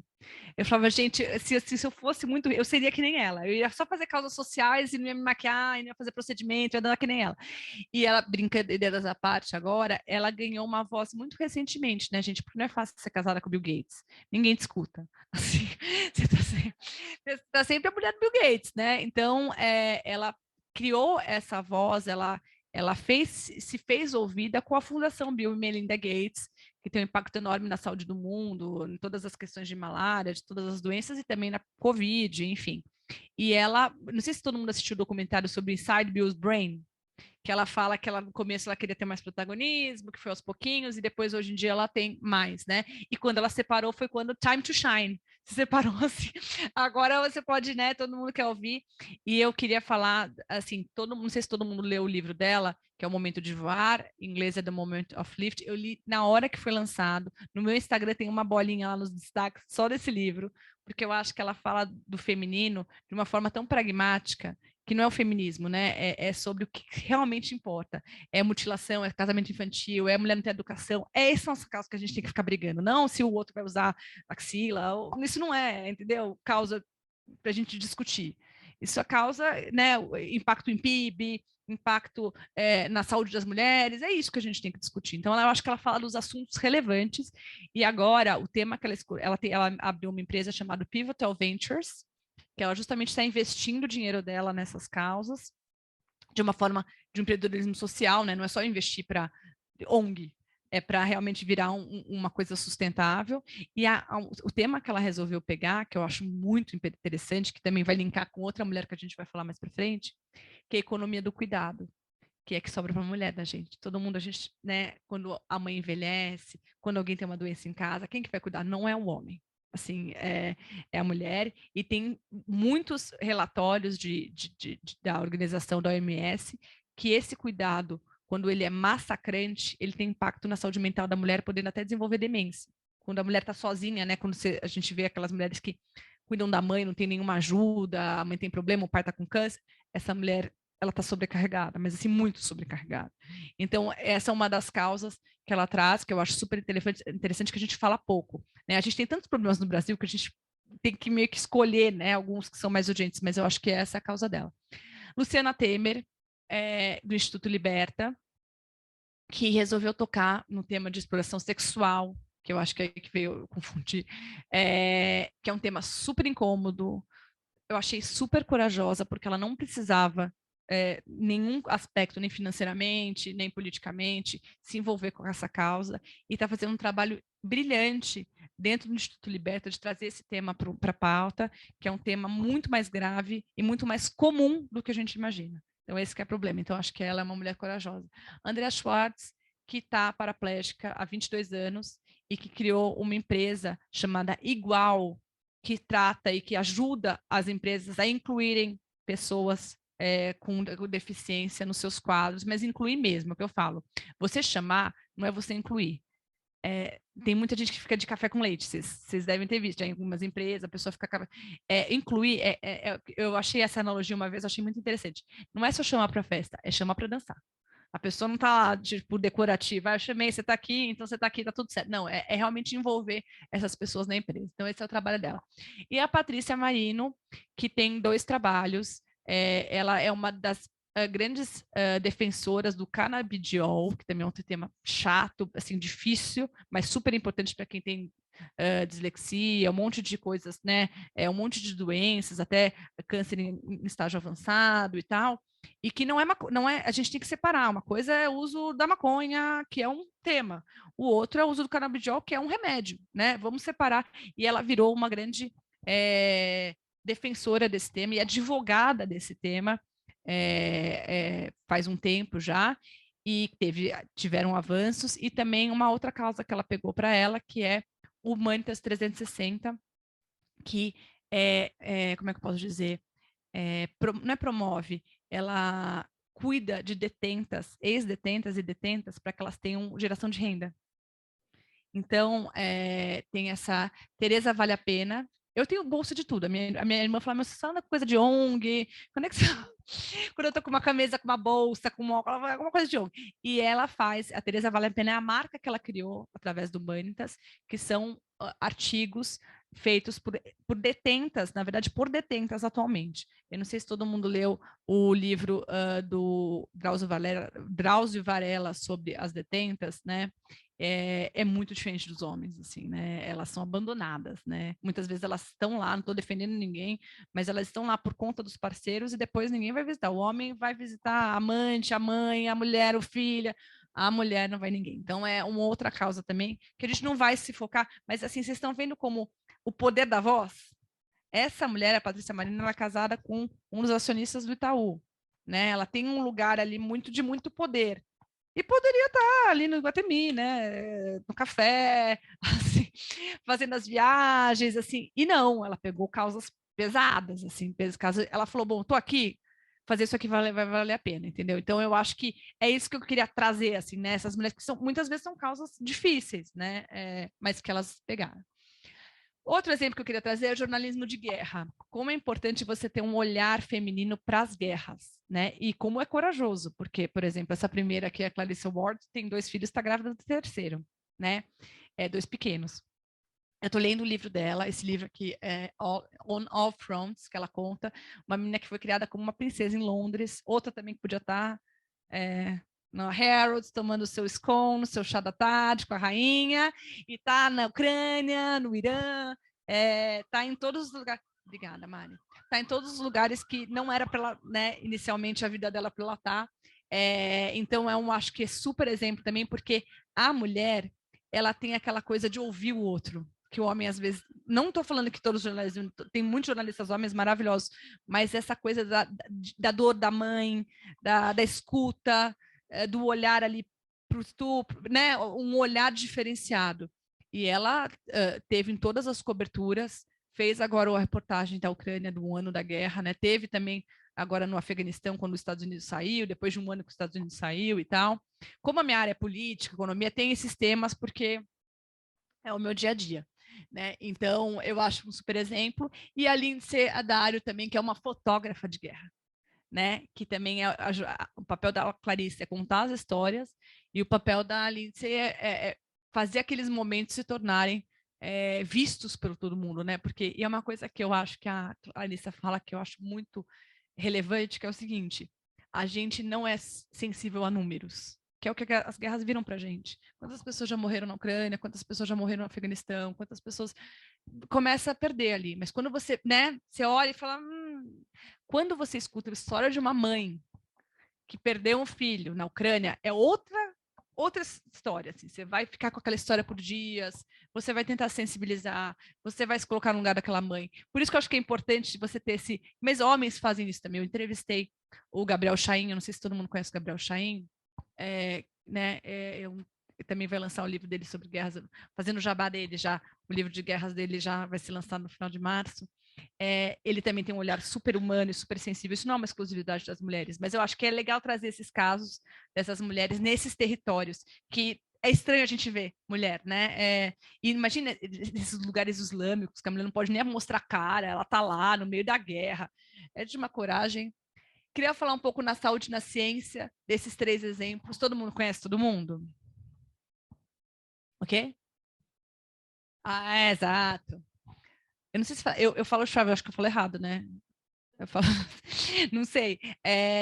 Então, quem são todas essas 3? Todo mundo conhece todo mundo aqui? A do meu é Ana Cláudia Arantes, né? A primeira, Maria Shriver, não sei como é que fala. E a última é a Lígia Pereira da Veiga. Né? Então, por que eu quis trazer essas 3 mulheres? Porque a Maria Shriver, ela era conhecida como mulher do Arnold Schwarzenegger, né? De novo, mas ela é muito melhor que ele, né? E assim, ela é uma jornalista incrível e que agora ela pegou outra causa para ela. Qual que foi a causa que ela pegou? Alzheimer. E demência, e impacto disso na mulher, que é muito maior, ela tem, e assim, qual que é a importância? Porque essas pessoas, elas têm voz, que eu falo. Então, ela tem dinheiro e visibilidade. que é super importante, porque ela faz os estudos e ela divulga na Oprah. Não adianta só divulgar ali no, né, pro ambiente médico, muitas vezes, que é ótimo, mas não vai resolver. Ela divulga nos fóruns que todo mundo vai ficar sabendo, né? Então, ela tem esse poder. Então, a Maria Shriver, eu não vou me estender na casa, porque senão eu falaria da vida dela também 1 ano aqui, para não ficar muito cansativo. A Ana Cláudia Arantes, eu acho que ela faz um discurso muito legal, porque ela fala ela ficou conhecida pelo cuidado paliativo, que acho que todo mundo lê os livros ou conhece os livros dela, mas eu acho que a pegada dela que me encanta é sobre envelhecimento. Que envelhecimento não é só procedimento, envelhecimento não é só o look, envelhecimento é uma jornada e que você precisa estar preparado. O preparo não vai te tirar das dores, das dificuldades de forma alguma, mas vai fazer com que você passe por eles com um pouco mais de sabedoria do que quem não se preparou. Então, eu acho que... E outra coisa, gente, eu não aguento mais coach falando de envelhecimento, eu quero uma médica. Assim, eu quero alguém que estudou 20 anos na USP, aí essa pessoa eu quero ouvir, assim, não querendo desmerecer, né? Mas assim, eu quero ouvir quem tem experiência com quem estava morrendo, o que essas pessoas falaram, o que essas pessoas poderiam ter feito que elas não fizeram para ter uma qualidade de vida, às vezes em meio a uma doença, porque todos nós estamos sujeitos, ninguém aqui. Vocês viram aquele louco americano que está fazendo corpo virado de 18 anos, ele tem 45. As pessoas estão doentes, né? O mundo está doente. Não é sobre isso que eu quero ler. Eu quero ler nem sobre o procedimento que vai fazer minha cara ficar diferente. Eu quero ler como que eu me preparo, né? Eu sou super sedentária, eu tenho muita coisa para fazer. Mas, assim, eu gosto de uma médica falando sobre esse tema, uma médica também humana, uma médica que esteja preocupada com histórias, com legado, mais do que com a cara dela. E a gente também acaba se associando a quem a gente se espelha, né? Eu acho que esse que é uma coisa, né? Ela representa os meus valores, aonde eu quero chegar, que tipo de cuidado você tem que ter com quem está no final da vida, que é uma coisa que a gente vai, cada vez quando você vai crescendo, ninguém mais está crescendo aqui, que você vai envelhecendo, né? Não é o fórum do crescimento. Assim, você vai também, como você lida com aquilo. Então, como você fala com esse médico que está cuidando de você, quando você começa a depender de todo mundo, qual que é o seu, como é que você tem que lidar com isso? Essas são coisas da vida, né? Que a gente precisa, por isso que eu gosto bastante dela. E a Lígia Pereira da Veiga, que é uma grande geneticista do Brasil, que eu gosto muito, conheço pessoalmente, já entrevistei ela no Cidade Jardim, e que eu acho muito interessante, porque ela fala, olha, todos os remédios do mundo hoje em dia são feitos para a população europeia e americana. O Brasil é um mosaico genético. E a gente não conhece esse mosaico. E hoje, esse é o trabalho dela. Ela começou a fazer um trabalho de mapeamento do genoma brasileiro já quando ela estava na USP. E agora ela lançou uma empresa, uma startup chamada Gente, não sei se fala Gente ou Gente, mas sobre esse tema, tá? Então, acho que por isso que ela está aqui.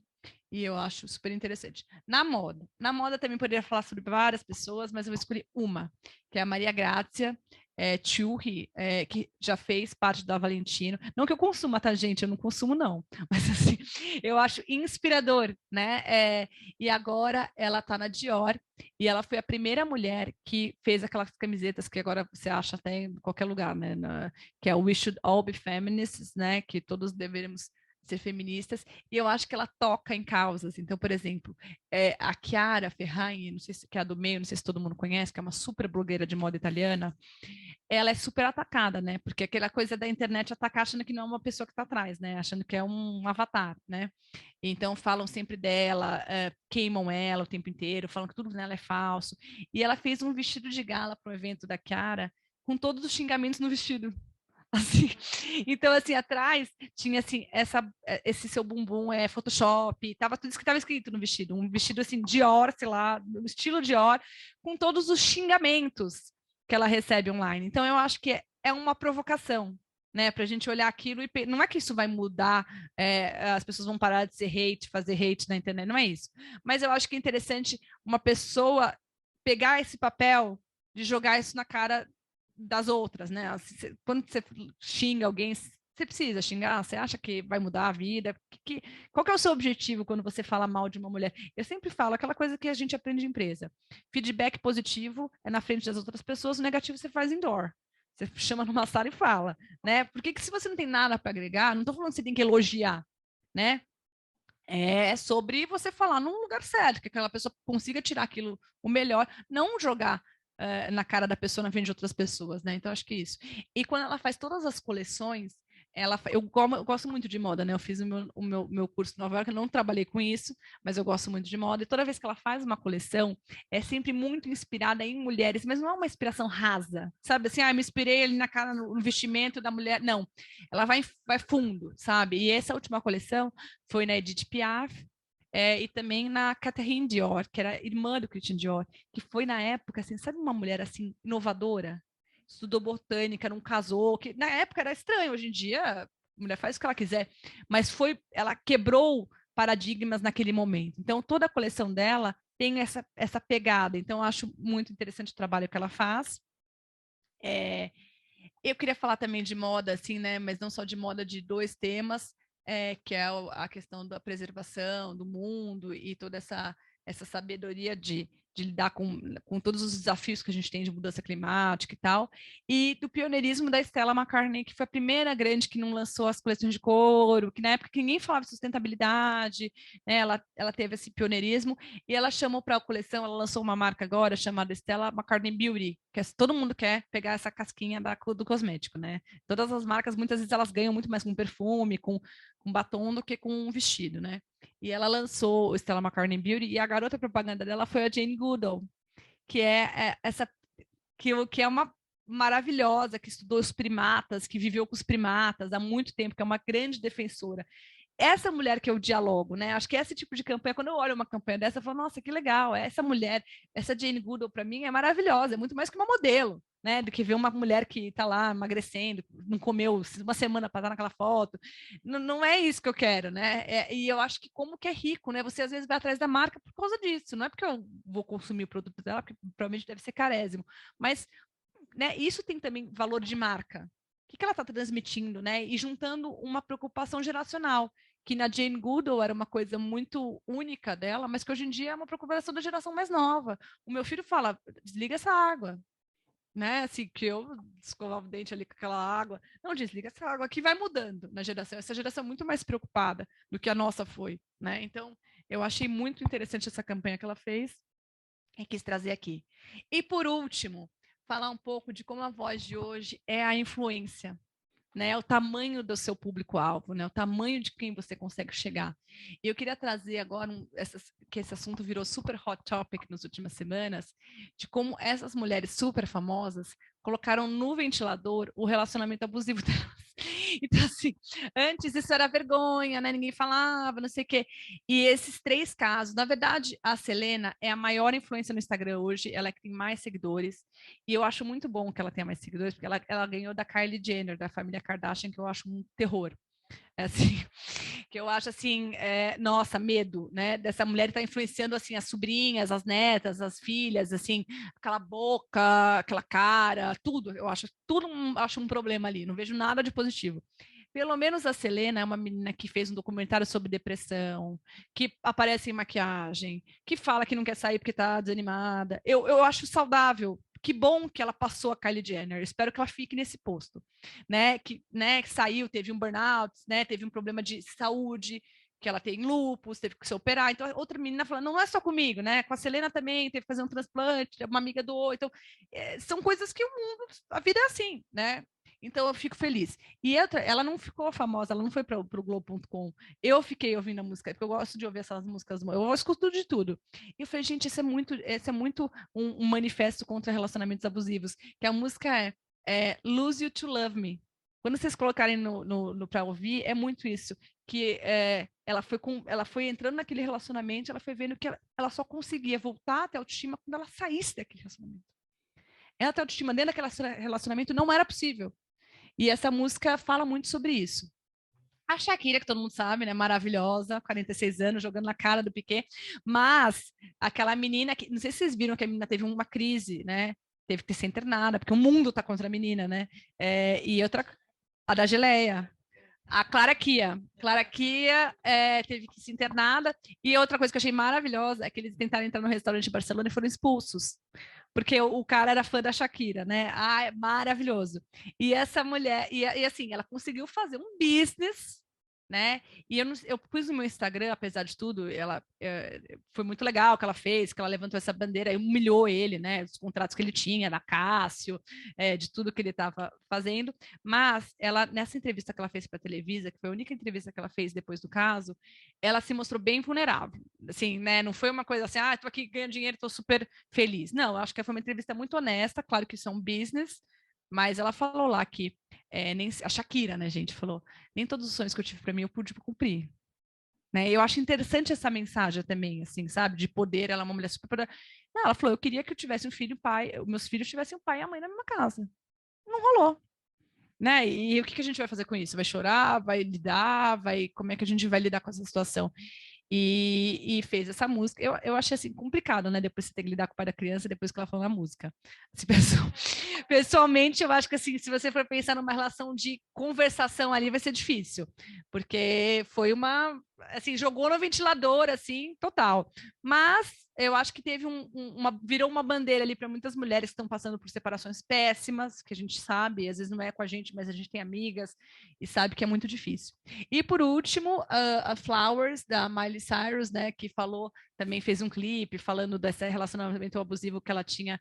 Não chegou abusivo, mas assim, abusivo psicologicamente, não abusivo de violência física, mas psicológica. Com Liam Hemsworth, e ele tá querendo processar ela. Assim, e ela nem falou o nome dele assim na música, nem falou, mas eu acho que assim, isso fala um pouco de voz dessas mulheres hoje, fala de influência, então assim, às vezes o impacto que você vai ter, a responsabilidade que vem com o impacto, que muitas vezes não é o que acontece. A pessoa que tem 45 milhões de seguidores, desculpa, você tem que pensar muito menos do que você falar. Porque, né, e não tem muita essa consciência, né, dessas pessoas, esses grandes influenciadores, né? Mas eu vi esse último que eu quis trazer aqui, que também, na era das redes sociais, eu adoro ler livro, mas não é o que a maioria faz. Né? Então, como o poder dessas pessoas que estão nesses lugares de holofote faz com que essas mensagens sejam disseminadas. Né? E eu queria deixar para o final uma reflexão para vocês, né? Que é quem te inspira e por quê? Vocês não precisam responder aqui, mas é uma coisa que eu queria que vocês levassem para casa, porque eu acho que quando você pensa na pessoa que te inspira, fala muito sobre você, sobre o que você deseja, sobre quais são os seus valores, sobre o que você quer fazer, né? Então, por exemplo, no caso de repente, uma causa que essa pessoa que você se inspira defende, muitas vezes é a mesma causa que te é cara, né? E que você pode se envolver de uma forma mais ampla ou de uma forma mais ativa. Então, eu acho que essa é a lição de... Eu tenho as minhas ídolas, que são várias. Inclusive, essa semana eu estou fazendo no meu Instagram uma semana de mulheres que eu admiro. Já falei da Tia Dag, que é da Casa do Zezinho. Não sei se todo mundo conhece a Casa do Zezinho, né, maravilhosa. Falei também dessa minha amiga que abriu esse business de luxo, de slow fashion, com mulheres que sofreram violência doméstica. Hoje falei da minha aluna que criou o Instituto Cactus, que é o primeiro lugar que faz todo de advocacy, de tudo em relação à saúde mental no Brasil, porque a gente tinha dados dispersos, assim, fez uma campanha agora com a Ering para arrecadar dinheiro para o Instituto Cactus. Terça-feira, não lembro quem eu falei, gente. Depois vocês vão no meu Instagram para descobrir, agora esqueci. Mas eu vou falar de outras mulheres também. E trazer essas mulheres pro spotlight, né? Porque muitas vezes são mulheres que não são valorizadas, na minha opinião, da forma que deveriam, né? Uma Tia Dag, uma pessoa que está lutando ali para fazer a diferença na vida de outras pessoas. Às vezes você consegue fazer em poucas, às vezes em muito, depende do seu lugar. Mas essa é a lição de casa, né? Pensar em quem te inspira e por quê, né? E a minha lição de casa é comprar o livro que eu não, que eu não vi da Carolina Maria de Jesus. E para terminar, eu queria agradecer essa oportunidade, falar aqui para mim é uma honra enorme. Eu quis trazer justamente essas pessoas que provavelmente vocês não conheciam e acho que a maioria não conhecia, mais de 50% das mulheres que eu trouxe, para justamente olhar um pouco fora do nosso mundo. A gente aprende tanto olhando o mundo fora do nosso, né? É mais confortável estar no nosso mundo, mas a gente consegue ver tanta coisa, entender tanta coisa, sentir tanta coisa olhando para o diferente. Então, esse era o meu objetivo aqui. Espero que vocês tenham gostado. Se tiverem alguma pergunta, alguma coisa, eu vou ficar aqui mais um pouquinho. Muito obrigada ao convite da Renata, a Leila, a Cláudia, todo mundo que está. Muito obrigada pela oportunidade, gente. Um bom dia. Feliz Dia das Mulheres para vocês, de ontem, mas que a gente está comemorando hoje.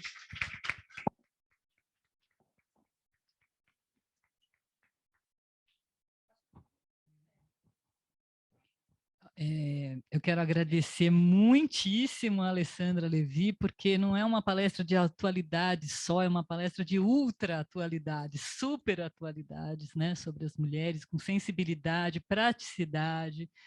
Foi um show que você nos brindou essa manhã. Eu não sei se nós temos possibilidade de também receber questões, né, pelo chat. Tá. Eu quero registrar a presença da desembargadora Consuelo Yoshida, que nos brinda aqui hoje. Muito obrigada por ter vindo.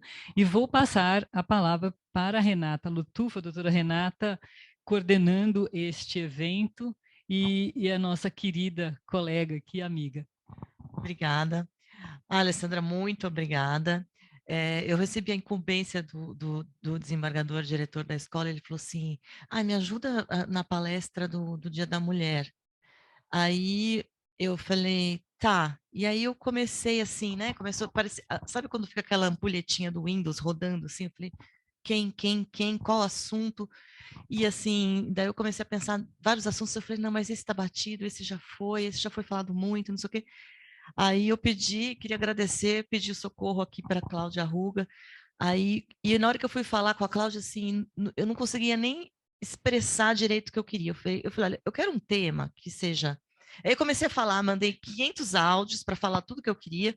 E assim, não quero clichê, eu não quero nada batido, eu não quero. Eu só falava o que eu não queria, né? Eu falava assim, eu quero uma coisa muito pragmática, uma coisa moderna, uma coisa que saia do nosso mundinho jurídico, do lugar comum, e não sei o quê. E aí a Cláudia deu a dica, eu bate-papo com a Alessandra e amei.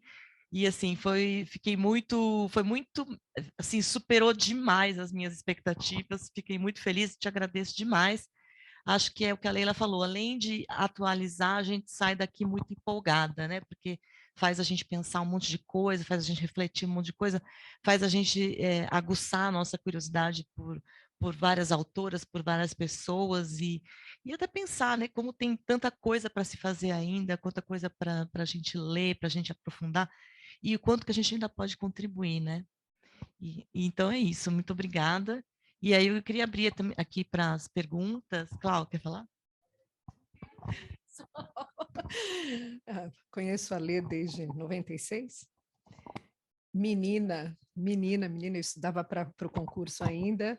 A gente se perdeu ao longo da vida, depois eu tive o prazer de reencontrá-la no painel de terceiro setor. Em janeiro de 2019, quem me inspira, eu sempre brinco, a Lê me inspirou profundamente. Eu vi que a Lei ia falar sobre o novo feminismo num co-work na Vila Olímpia, era um calor. Eu chamei a Tânia Marangoni, que era... Ela falou, vou junto. Ela falou, olha onde você vai me enfiar. A gente foi num co-work lá embaixo. Falou, que novo feminismo, onde você está me trazendo? E era uma meninada de 20 anos, 30 anos. Era uma roda de conversas e a Lei foi falar sobre o novo feminismo. A Tânia olhou para mim, ela falou, Clau, eu sou jurássica. A gente saiu de lá com uma outra percepção do mundo.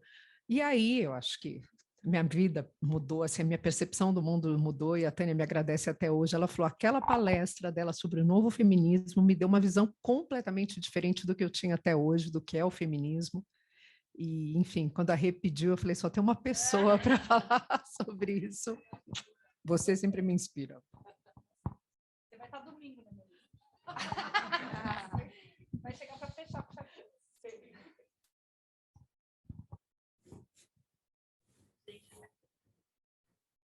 Vai abrir para perguntas. Você quer começar por aqui ou por lá? Aqui, alguém quer fazer alguma pergunta?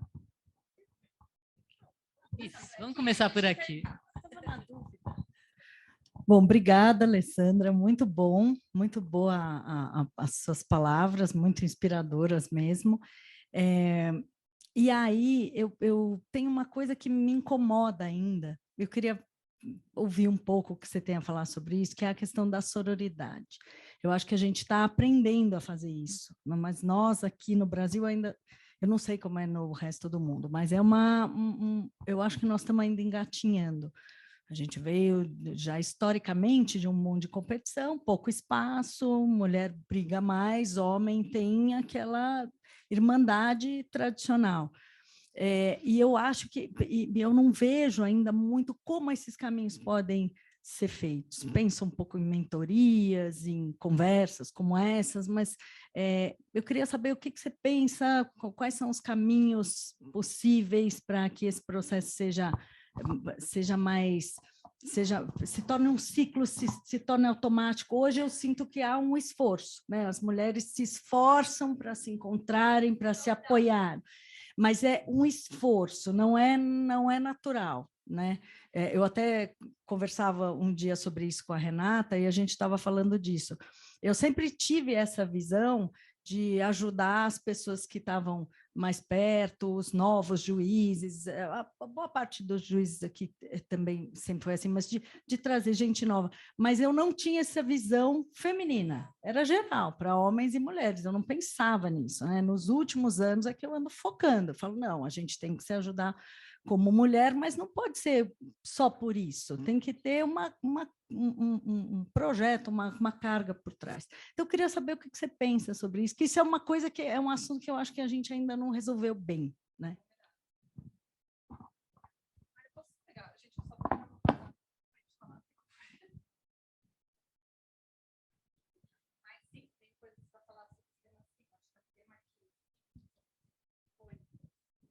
Eu acho que primeiro a gente tem que entender que, assim, sororidade não é obrigação de gostar de todas as mulheres. Assim, eu acho que esse é o primeiro ponto. Vão ter mulheres legais, vão ter mulheres não legais, que vão passar pela sua vida, pelo seu caminho, profissionalmente ou pessoalmente. Então, esse é o primeiro ponto. Segundo ponto, eu acho que é o seguinte, como é que eu vejo sororidade? É você encontrar pontos em comum e você, por exemplo, entender que aquela pessoa passou ou passa por alguma coisa que você passa e por isso é mais difícil para ela, ou é mais, né, ou ela tem mais facilidade ou é mais difícil para ela. Então, por exemplo, eu não vejo só sororidade no ambiente profissional. Vou dar um exemplo pessoal. Quando a minha empregada tem um filho doente, você pode quebrar o galho um dia e deixar ela em casa, você não precisa pedir para ela vir, né? Então, assim, a sororidade, porque você sabe como é que é ter um filho doente, você sabe que você não gostaria que o seu filho tivesse sem você naquele dia. Então, acho que, primeiro, ampliar o conceito de sororidade para fora do ambiente profissional. Acho que é um conceito para a vida, né? Que eu vejo muita gente falando de sororidade e tratando mal a pessoa que trabalha em casa. Começa que sororidade é geral, né? Em relação ao ambiente profissional, eu acho que, assim, primeiro entender as dores e as dificuldades. Eu acho que a gente se conecta na dor. Eu acho que a gente não se conecta na felicidade. Então, assim, entender o que é o que trava aquela pessoa de... Você falou de mentoria, eu acho super importante, mas o que trava aquela pessoa para ela crescer profissionalmente? É um casamento, é uma maternidade? E juntar em momentos ali de discussão sobre isso, porque eu acho que é isso que junta. Essa é a cola. A cola não tem que ser forçada. Porque você vai ter mais empatia por algumas pessoas, você vai ter menos empatia para outras. E não é porque uma mulher tem que ser promovida porque ela é mulher. Acho que a gente tem que tirar esses... É melhor que uma mulher seja promovida, porque é o que eu falei, ela estando lá, ela vai olhar para outras coisas que o homem não vai olhar. Mas claro que ela tem que ter uma competência, uma questão assim. Então, eu acho que passa pelo caminho de dor, que eu acho que é essa coisa que... Eu odeio que essa palavra ficou muito comum, que é vulnerabilidade, não gosto dessa palavra, porque eu acho que ela virou, assim, lugar comum, tem que ser vulnerável. Não, não tem que ser vulnerável, tem que ser honesta com você. Se é para você chorar, você chora, mas você não precisa forçar, né? Eu acho que as pessoas estão entrando num caminho ali de, preciso chorar, preciso reclamar, preciso falar da dor. Não, você tem que ser você. Se é falar da dor, falar da dor, se é falar da alegria, falar da alegria. Então, eu acho que, assim, é uma conexão e ajudar propiciar essas conexões, a sororidade vai vir normalmente. Porque se você não tem nada em comum com aquela pessoa, você não vai você não vai ajudar aquela pessoa. Acho que é tentar achar esses pontos de comum, que podem ser na dor, podem ser em outras coisas, e tentar olhar ali quais são os pontos, assim, que dificultam. Né? Qual que é o ponto que dificulta a maioria das pessoas que trabalham com você, que são mulheres, de crescer, ou se elas têm algum bloqueio, alguma coisa. Eu acho que vai para um caminho de conexão, sororidade, e vai para um caminho de não achar que todo mundo tem que ser best friends. Porque isso também é ilusão. Né? Acho que tem que tirar um pouco a gente tem que olhar no longo prazo, tem que ser uma estratégia. Mas no dia a dia você vai ter mais empatia com uma ou com outra, não, é impossível que não. E eu acho que vai vir naturalmente, eu acho que não tem que ser forçado. Então, aí teve um vídeo, não sei se todo mundo conhece a marca de calçado da Tatiana Loureiro, e ela é minha amiga, ela postou um vídeo agora no Dia das Mulheres, falando que a mulher, ela tem o poder de acender a chama da outra quando apaga. Dificilmente o homem vai fazer isso. Então, você sabe como falar com aquela mulher para tirar o melhor dela, saber que ela está triste por alguma coisa que, de repente, está apagando ela profissionalmente. Então, eu acho que é esse olhar. Não sei se eu respondi, mas eu acho que é um pouco de tirar um pouco dos estigmas e procurar uma conexão, que aí a sororidade vai vir. Acho que é isso. Não sei. Vou intercalar. Eu vou aproveitar, então, para ler uma pergunta do pessoal do Zoom, e depois a gente tem mais uma pergunta aqui. A pergunta é do Cristiano Fonseca Tavares Silva, e eu vou ler a pergunta. Ontem tive a oportunidade de assistir uma live na Folha com a antropóloga Isabela Calil. 2 temas me deixaram preocupado. 1, o aumento da misoginia entre os mais jovens. E 2, a utilização da misoginia com o fim do lucro. Como a palestrante encara essas situações que, a meu ver, são ferramentas diariamente utilizadas para calar a voz das mulheres? Nossa, pergunta difícil, né?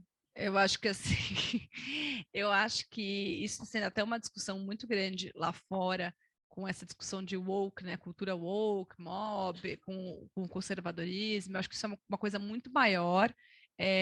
Mas eu acho que assim, eu acho que a gente está passando por um momento, isso é pessoal, tá? Não estou falando profissionalmente, estou falando como pessoalmente. Eu acho que está tudo muito solto hoje. Assim, tá muito solto. E eu acho que, por exemplo, quando você fala de criança, de menina, eu acho, né, de criança até, sei lá, 12 anos, acho que essas crianças precisam de uma segurança, de alguma coisa, assim. Eu não sei se esse é o ponto, mas, assim, a questão da misoginia, eu acho que a cultura está indo para um lado muito extremo e que depois vai voltar. Eu não acho que vai ficar. Eu acho que está difícil. Só que assim, quando você fala com uma criança uma criança ou um jovem que está passando nessa nova forma de ver o mundo que a gente está vendo hoje, não adianta falar que ele está errado, que não é assim, o que eu falei assim, que eu estava conversando com meu filho sobre outro assunto, que era sobre ficar fora, sair das telas, que é um outro problema. Eu acho que você tem que tentar entender, ouvir a pessoa. Eu acho que colocar a goela abaixo de novo não vai funcionar. O mundo mudou. Isso é um ponto. Se é por lucro, por valores, não sou eu que vou dizer e não sou eu que vou mudar. Eu acho que quando a gente sozinho não tem o poder de mudar as coisas estão indo, tanto que eu não sei se vocês estão vendo que assim, até as empresas estão tendo que se posicionar sobre tudo. Se você não se posiciona, você toma. Se você se posiciona, você pode se posicionar errado, você pode tomar também. Então não está fácil para ninguém. Não está fácil, eu brinco que assim, você ser um VP de marketing hoje é um pesadelo. Porque, assim, antes era você comprar mídia na Globo, no SBT, no Estadão. Agora, minha filha, é rede social, você toma uma porrada na rede social, você pode ser cancelado, as suas ações vão cair. Então, assim, não tá fácil para ninguém. Eu acho que buscar colocar o dedo na cara sempre é a pior alternativa. Assim, acho que quando você está de repente com o filho, não sei, com uma pessoa mais próxima, por que você acha isso? Quem te falou isso? E tentar usar outros exemplos. Eu acho que é conversando, mas eu acho que o mundo mudou. Eu acho que o que a gente tinha, sei lá, o mundo que existia há 30 anos atrás, não existe mais. Né? Até para vocês podem perceber isso pelas campanhas, eu acho isso muito positivo em relação à diversidade. Não sei se vocês viram ontem, trazendo um ponto de atualidade, né, que é a minha área, o Nicolas Ferreira fazendo um discurso de peruca. Assim, não dá também para, assim, você pode discordar, mas desrespeitar não é uma opção hoje em dia. Então, acho que esse que tem um limite ali para você discordar, para você ter uma visão diferente, mas você desmerecer, ridicularizar, né, fazer piada, eu acho que esse não é o caminho, acho que esse é um caminho errado, de violência. Né? Eu acho que o caminho é ouvir, tentar entender um outro lado, mas assim, a conclusão para essa resposta é: o mundo mudou. Não é questão de lucro, o mundo mudou. Você vai ser CEO, conversa com o CEO hoje em dia para você ver. Conversa com o VP de empresa para você ver. É muito difícil. E assim, porque algumas pessoas pequenas, não é pequenas, um grupo às vezes de 10 pessoas é mais alto do que um grupo de 1000, porque essas pessoas vão para uma rede social, vão condenar, vão. Então, assim, hoje em dia, eu acho que é um momento de escutar. Assim, se você, independente do que você, se você é um CEO, se você é uma pessoa, se você é um pai, se você é uma mãe, escuta, porque não adianta você brigar, porque o mundo mudou. É uma pergunta difícil mesmo, eu não tenho uma resposta clara. Sobre esse tema que o Cristiano levantou, até me deu uma ideia aqui, eu acho que depois a gente pode até puxar uma palestra sobre uma coisa que me fez refletir. Essa questão da misoginia também tem a ver com como o homem, hoje em dia, vê o seu papel. Então, como a mulher, cada vez mais, né, a gente tem causas feministas, se fala muito, está acendendo isso, está crescendo a sororidade está crescendo efetivamente. Então, alguns machos alfas, eles ficam se sentindo acuados, eles não sabem mais o que fazer, perdidos. E, às vezes, isso pode gerar um medo, uma dúvida de uma nova situação, que é irreversível, como você falou, e aí, diante do medo, a pessoa se defende, né? O ser humano tem isso daqui, se defende, se polariza, então ele agride, então ele fala assim, eu não sei como lidar com essa mulherada, a mulherada tá impossível. Então ele vem e começa a fazer esse tipo de discurso misógino, dizendo, olha, bom era nos anos 60 que o marido ia trabalhar, a mulher ficava em casa, não sei o que lá. Então, eu acho que isso aí, às vezes, vem, é o que você falou, precisa de mais diálogo, de compreensão, mas, sobretudo, também, é o que eu sempre falo para as minhas amigas que têm filhos meninos, é a gente também tomar muito cuidado agora como que vai criar os meninos, porque os meninos também podem ficar perdidos nesse novo mundo. O que eu faço, né? Como que eu ajo? O que eu tenho que fazer? E, enfim, então, eu acho que é um tema interessante até para aprofundar, né, sobre esse novo mundo masculino. Sim, até para complementar também nessa linha, porque eu não tenho filhos, mas tenho 2 sobrinhos, e é a mesma situação, eles estão realmente, assim, impactados com o que vem acontecendo, né? É lugar comum falar daquele nosso conflito de gerações, porque na nossa época, lá atrás, né, na minha época, que sou mais velha, a gente simplesmente fazia acontecer, e não olhava se tinha alguém reparando que aquilo era diferente, né? Era normal, era a nossa vida, com 15, com 20, com 25, com 30. Não, as gerações estavam impulsionando. As outras mais velhas estavam lá na frente olhando estarrecidas, o que está acontecendo. E agora é a nossa vez, né? A gente vai ganhando idade, vai falando, nossa, mas o que meu filho falou, o que meu sobrinho falou, a minha filha. Quer dizer, a nossa vez de ficar estarrecida com o que está acontecendo. Mas como nós, né, já nos preparamos melhor, né, do que nossos pais, nossos avós, eu acho que a ideia é a gente abraçar, né, abraçar e ouvir, como você falou, e aprender, é isso mesmo.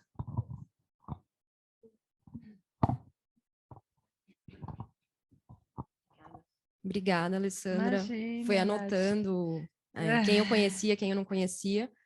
Eu tenho mais um comentário, na verdade, né? Nossa, é difícil falar no microfone. Eu faço parte da Comissão AJUF Mulheres, que é a Associação dos Juízes Federais, e estou muito envolvida dentro do próprio Poder Judiciário, né? E acho que não dá para deixar de falar que, embora só tenha mulheres aqui nessa sala, nós somos 30% da carreira, né? E quando vai subindo, menor fica essa porcentagem. Quando a gente olha para o STF, são 2 juízas, né? 2 ministras, em breve, uma, provavelmente. Com a chance de ser indicado mais um homem branco, né? E a diferença que faz ter mulheres nesses locais, né? Que você estava dizendo. A ministra Rosa Weber colocou no gabinete dela, fez uma divisão de homens brancos, negros, enfim, realmente pensou nisso. Nunca tinha ouvido falar de nenhum outro ministro ter tido essa preocupação, né?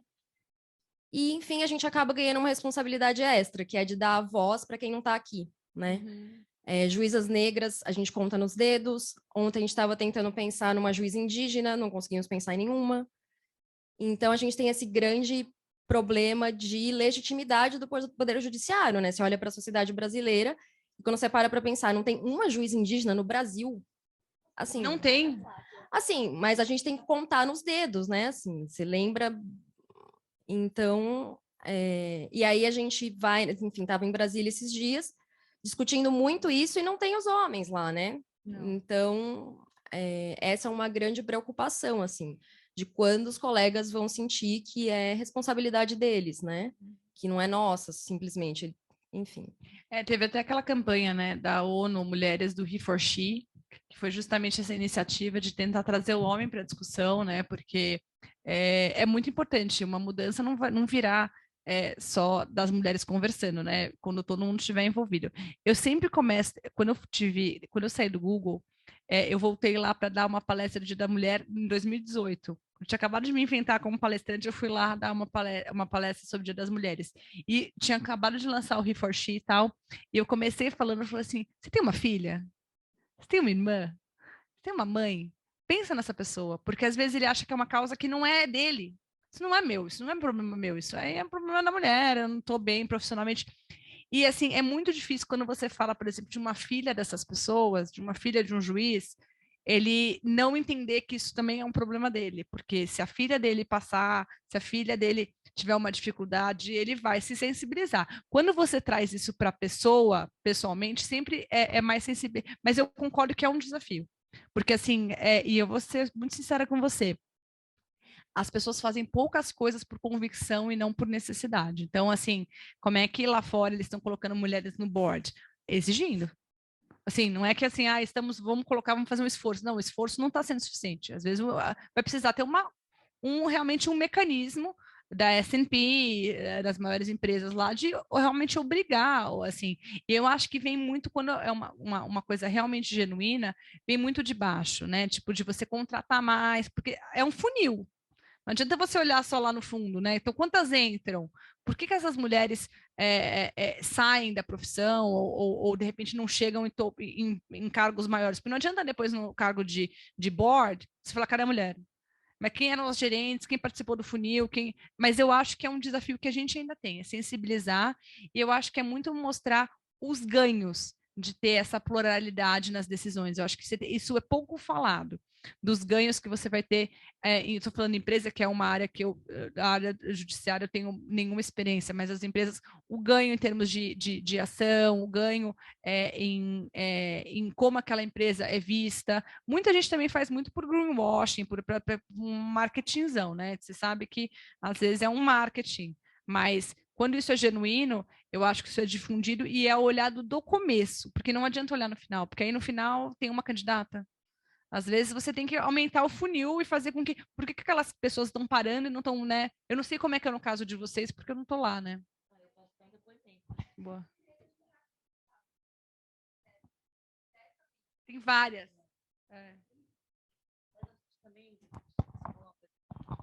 A gente também, às vezes, faz algumas presunções, né? Então, eu tenho assim, uma passagem recente aí que aconteceu comigo uma vez. Quando o doutor Lunardelli era diretor aqui da IMAG, ele virou um dia para mim e falou assim: por que você nunca se inscreveu no concurso de promoção por merecimento para o tribunal? Eu falei, porque não adianta. Ele falou assim, como assim não adianta? Eu falei, não, vocês resolvem isso daí lá no charuto, que eu sei, não adianta, né? E aí ele pegou e falou assim, não tem nada a ver, se inscreve, né? Fala quantas pessoas você vai ver, tem que se inscrever, não diz, que história é essa do charuto? Eu falei, não, tem o charuto, não sei o quê. Então você vai lá e invade o charuto, né? Tem que se inscrever. Então, assim, foi um homem que me motivou no primeiro momento. E aí, quando eu fui, me inscrevi, comecei a conversar com as desembargadoras, a doutora Consuelo está aqui, sim, super felizes, que bom que você se inscreveu, que bom que você está aqui, mais uma mulher, e não sei o quê, e todas votaram em mim. Não porque eu sou mulher, mas votaram em mim, né? Felizes pelo fato de aumentar o número de inscritas. E geralmente o número de inscritas é 1/3 só. Foi 1/3, geralmente é 1/3.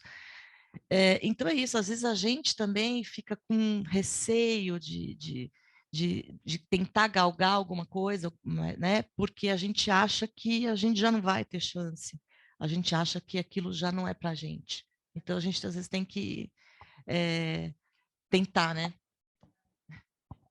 E até para corroborar o que a Renata está falando, né? Porque a preocupação também da Highclere, né? De a gente se ajudar, eu acho que eu tive a mesma experiência. Eu sou desembargadora recente e também tive o voto das mulheres do tribunal. Então, eu acho que isso é muito significativo numa instituição como um tribunal do porte do Tribunal da Terceira Região. Assim, é gratificante saber disso, né? Que a gente tem essa. Doutora Consuelo tem uma questão. Parabéns pela palestra. Eu cheguei um pouquinho atrasada, mas estava ouvindo pelo YouTube. É o seguinte, eu acho que o momento agora é a gente integrar os homens, porque só o movimento das mulheres não é mais suficiente. Então, eu sou casada com uma pessoa de uma outra geração, também descendente de japoneses, é quase inviável conversar certas coisas com ele, entendeu? Eles não conseguem entender, é outro discurso. Então, quando a gente começar a falar com mais naturalidade, sem que eles percebam que a gente está ocupando espaço, né? Porque esse é um outro problema, a gente não pode parecer que está ocupando tanto espaço. Integrá-los, eu acho que a iniciativa vai ser nossa agora, sabiam? Eu acho que a geração nova é diferente. Assim, você conversa com os meninos, assim, da idade do meu filho, 8, 10 anos, eles realmente não veem diferença, assim, em nada, assim, é impressionante como, eu acho que a luz, no fim do túnel, precisa vir um pouco mais para perto, mas, assim, eu acho que a próxima geração, eles não têm essa barreira que você falou geracional, que eu sinto também, é uma questão geracional. Eu falo com meu pai tem 70 anos, há alguns temas que para ele não dá para falar. Eu falo, pai, não vou conversar com você sobre isso, porque não adianta, você parece que tem uma educação que você não escuta. E eu falando mesmo, ele, assim, sabe quando está calcificado e não vai? Eu acho que essa geração, mas eu acho que o que vocês falaram, dessa coisa também de você se jogar e você se candidatar muitas vezes, eu acho que a mulher às vezes acha que não vai conseguir, ou acha que não tem espaço. Tem aquela estilista que, gente, eu tô falando do meu mundo, tá? Não tô falando, porque o mundo de vocês sabem muito mais do que eu. Tem aquela estilista, que não sei se todo mundo conhece, que é a Tory Burch, é americana, que ela resolveu adotar uma palavra como causa, que é ambição, que as mulheres têm vergonha de falar, que elas ambicionam, que elas querem chegar no topo, que elas querem chegar lá, e que não é para parar, porque se você não fala, ninguém vai saber. E às vezes você não vai ser treinada para aquele lugar, entendeu? Então as pessoas não vão achar que você vai para aquele lugar, porque você não está ameaçando. Você quer ficar lá um pouco, mas daqui a pouco você vai ter filho, todo mundo acha isso, então tudo bem, você fica lá enrolando. E eu acho que é isso, assim, muitas falam assim que a gente precisa falar dos nossos objetivos, a gente pode ambicionar, a gente tem capacidade, ou seja, o que você falou, tem lá um monte de gente que poderia ocupar esse espaço, né? E eu acho que, eu não sei se vocês perceberam que, assim, o mundo está mudando. Quando o Lula anunciou os ministros, na hora, cadê as mulheres? Foi assim, na hora. Ninguém, tipo, falou, bom, mas está faltando, é direito, esquerda, as pessoas, cadê as mulheres? Você não falou que você ia colocar mulher? Cadê as mulheres? Então, eu acho que a opinião pública em geral também está sentindo essa falta, mas é o que está. Eu não falei aqui porque é o mundo de vocês, mas da Ruth Bader Ginsburg, né, que falou: só vou parar quando tiver metade metade. Quando que você vai parar de falar? Quando tiver. Ela falou 9, não, é 9. Isso foi isso que ela falou. Obrigada, Nath. Foi exatamente isso que ela falou. Se isso não é uma realidade, eu posso continuar falando, porque hoje não são 9 homens, né? Na verdade, ela era lá uma das. Mas assim. Eu tenho o direito de falar, porque não é uma realidade ainda para a gente. Claro que acho que foi evoluindo, as pessoas estão demandando, mas eu acho que outra coisa que eu queria falar também, do poder que tem uma mulher no topo para os que estão embaixo. De olharem e falarem, ela chegou, tem esperança, então ela entrou, eu vou entrar. Então aí depois da segunda, bom, então tem a segunda, então não é só uma coisa estética.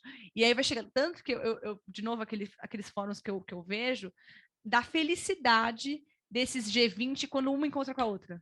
A Christine Lagarde encontra com a Sana Marin, a Sana Marin encontra com a Kristalina Georgieva, porque assim, são nós, assim, a gente está entre a gente, assim, sabe? Por mais que o que eu falei não é minha amiga, não é uma pessoa confidente, mas assim, a gente chegou e a gente está puxando outras pessoas. Então, acho que passa muito por ambição, passa por essa geração que está sendo educada diferente. Eu tenho 2 meninos também. Falo muito para o meu filho que eu amo trabalhar. Nossa, mamãe, mas você ama? Não, eu amo, mas eu quero ficar com você. Mas eu amo trabalhar também.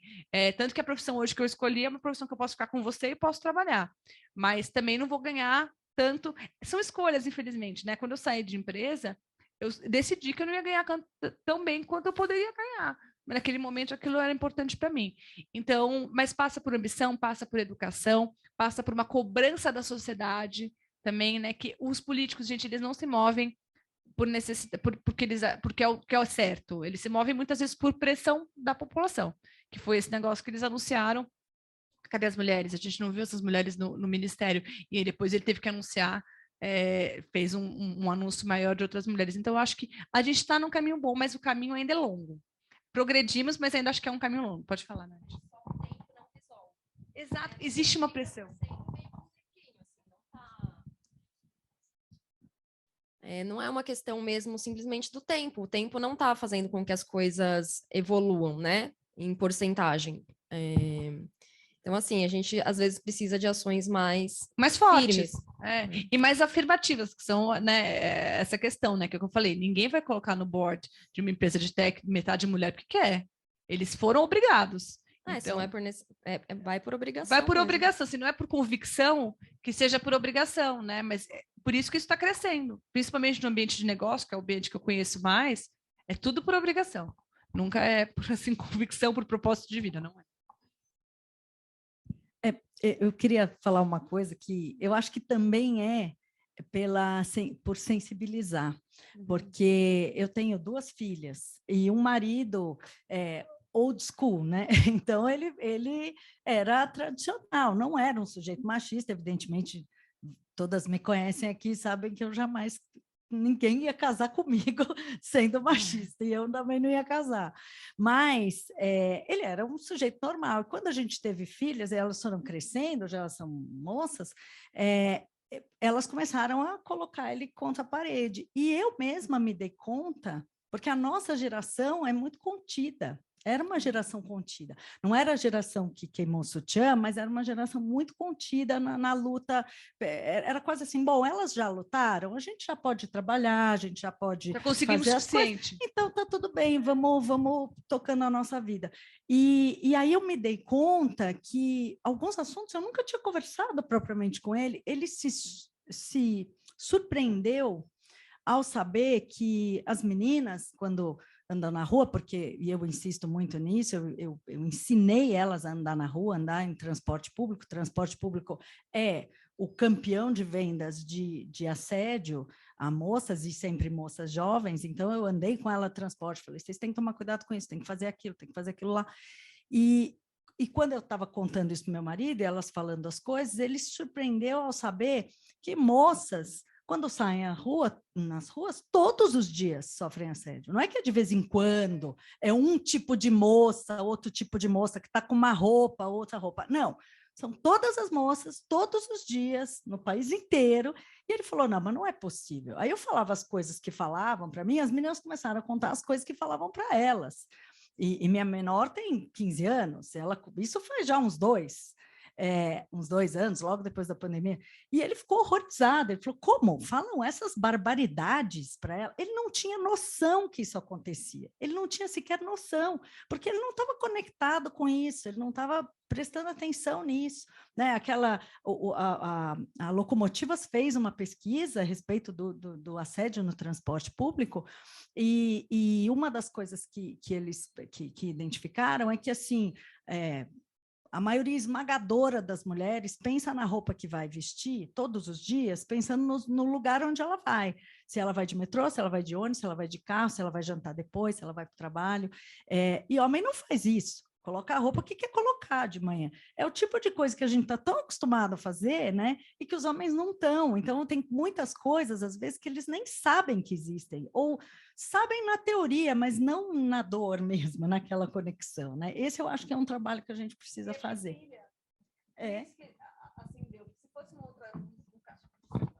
Desculpa.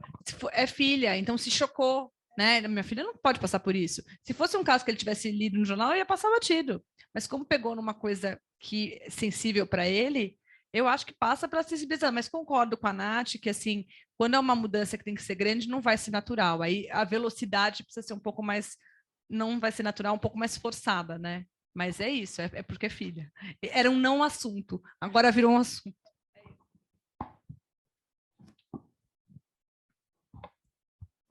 Temos mais questões? Alguém?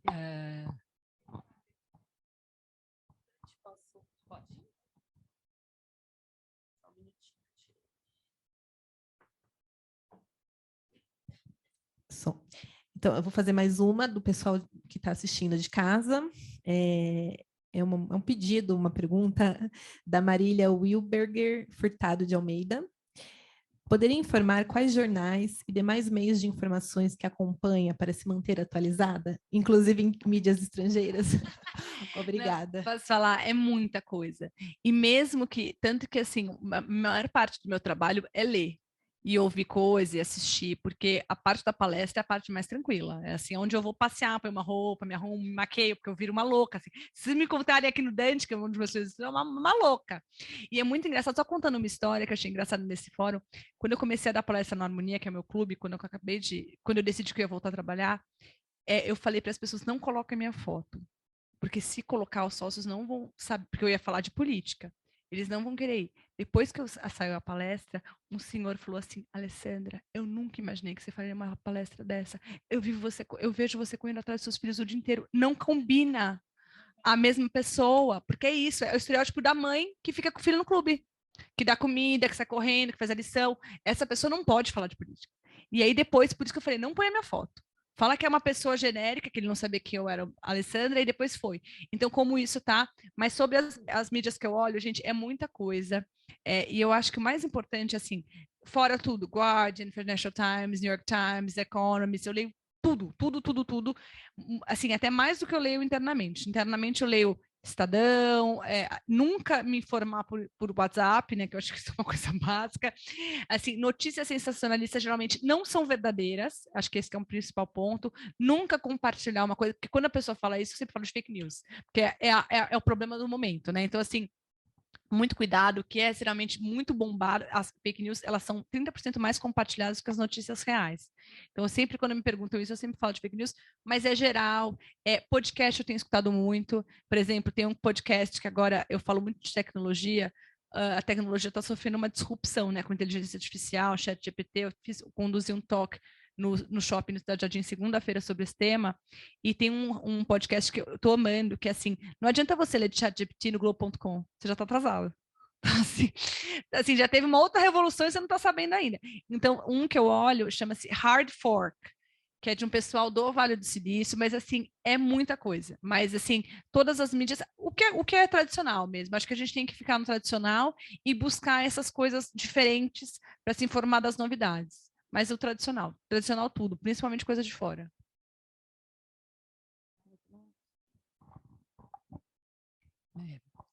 Bem, é fantástico, Alessandra, obrigada, muito obrigada, fantástico, né? A atualização que nós recebemos, né, em termos de sensibilidade, de praticidade, dessas mulheres maravilhosas que você trouxe, e da forma como você coloca. Eu acho que a forma é suave, é muito assim penetrante a sua palestra sobre o aspecto assim das ideias, dos ideais. Então, muito obrigada, né? É uma honra recebê-la aqui na escola. Agradecer a Renata que, né, teve essa ideia maravilhosa e agradeço a todos que estão de casa, a todos e todas que estão nos assistindo, nos prestigiando e agradeço todas também aqui, né, presentes que nos encantam assim com este momento de confraternização. Eu acho que essa que é a palavra, confraternizar, repartir, né? E estamos juntos, como se diz, né? Estamos juntos. Muito obrigada a todos e todas.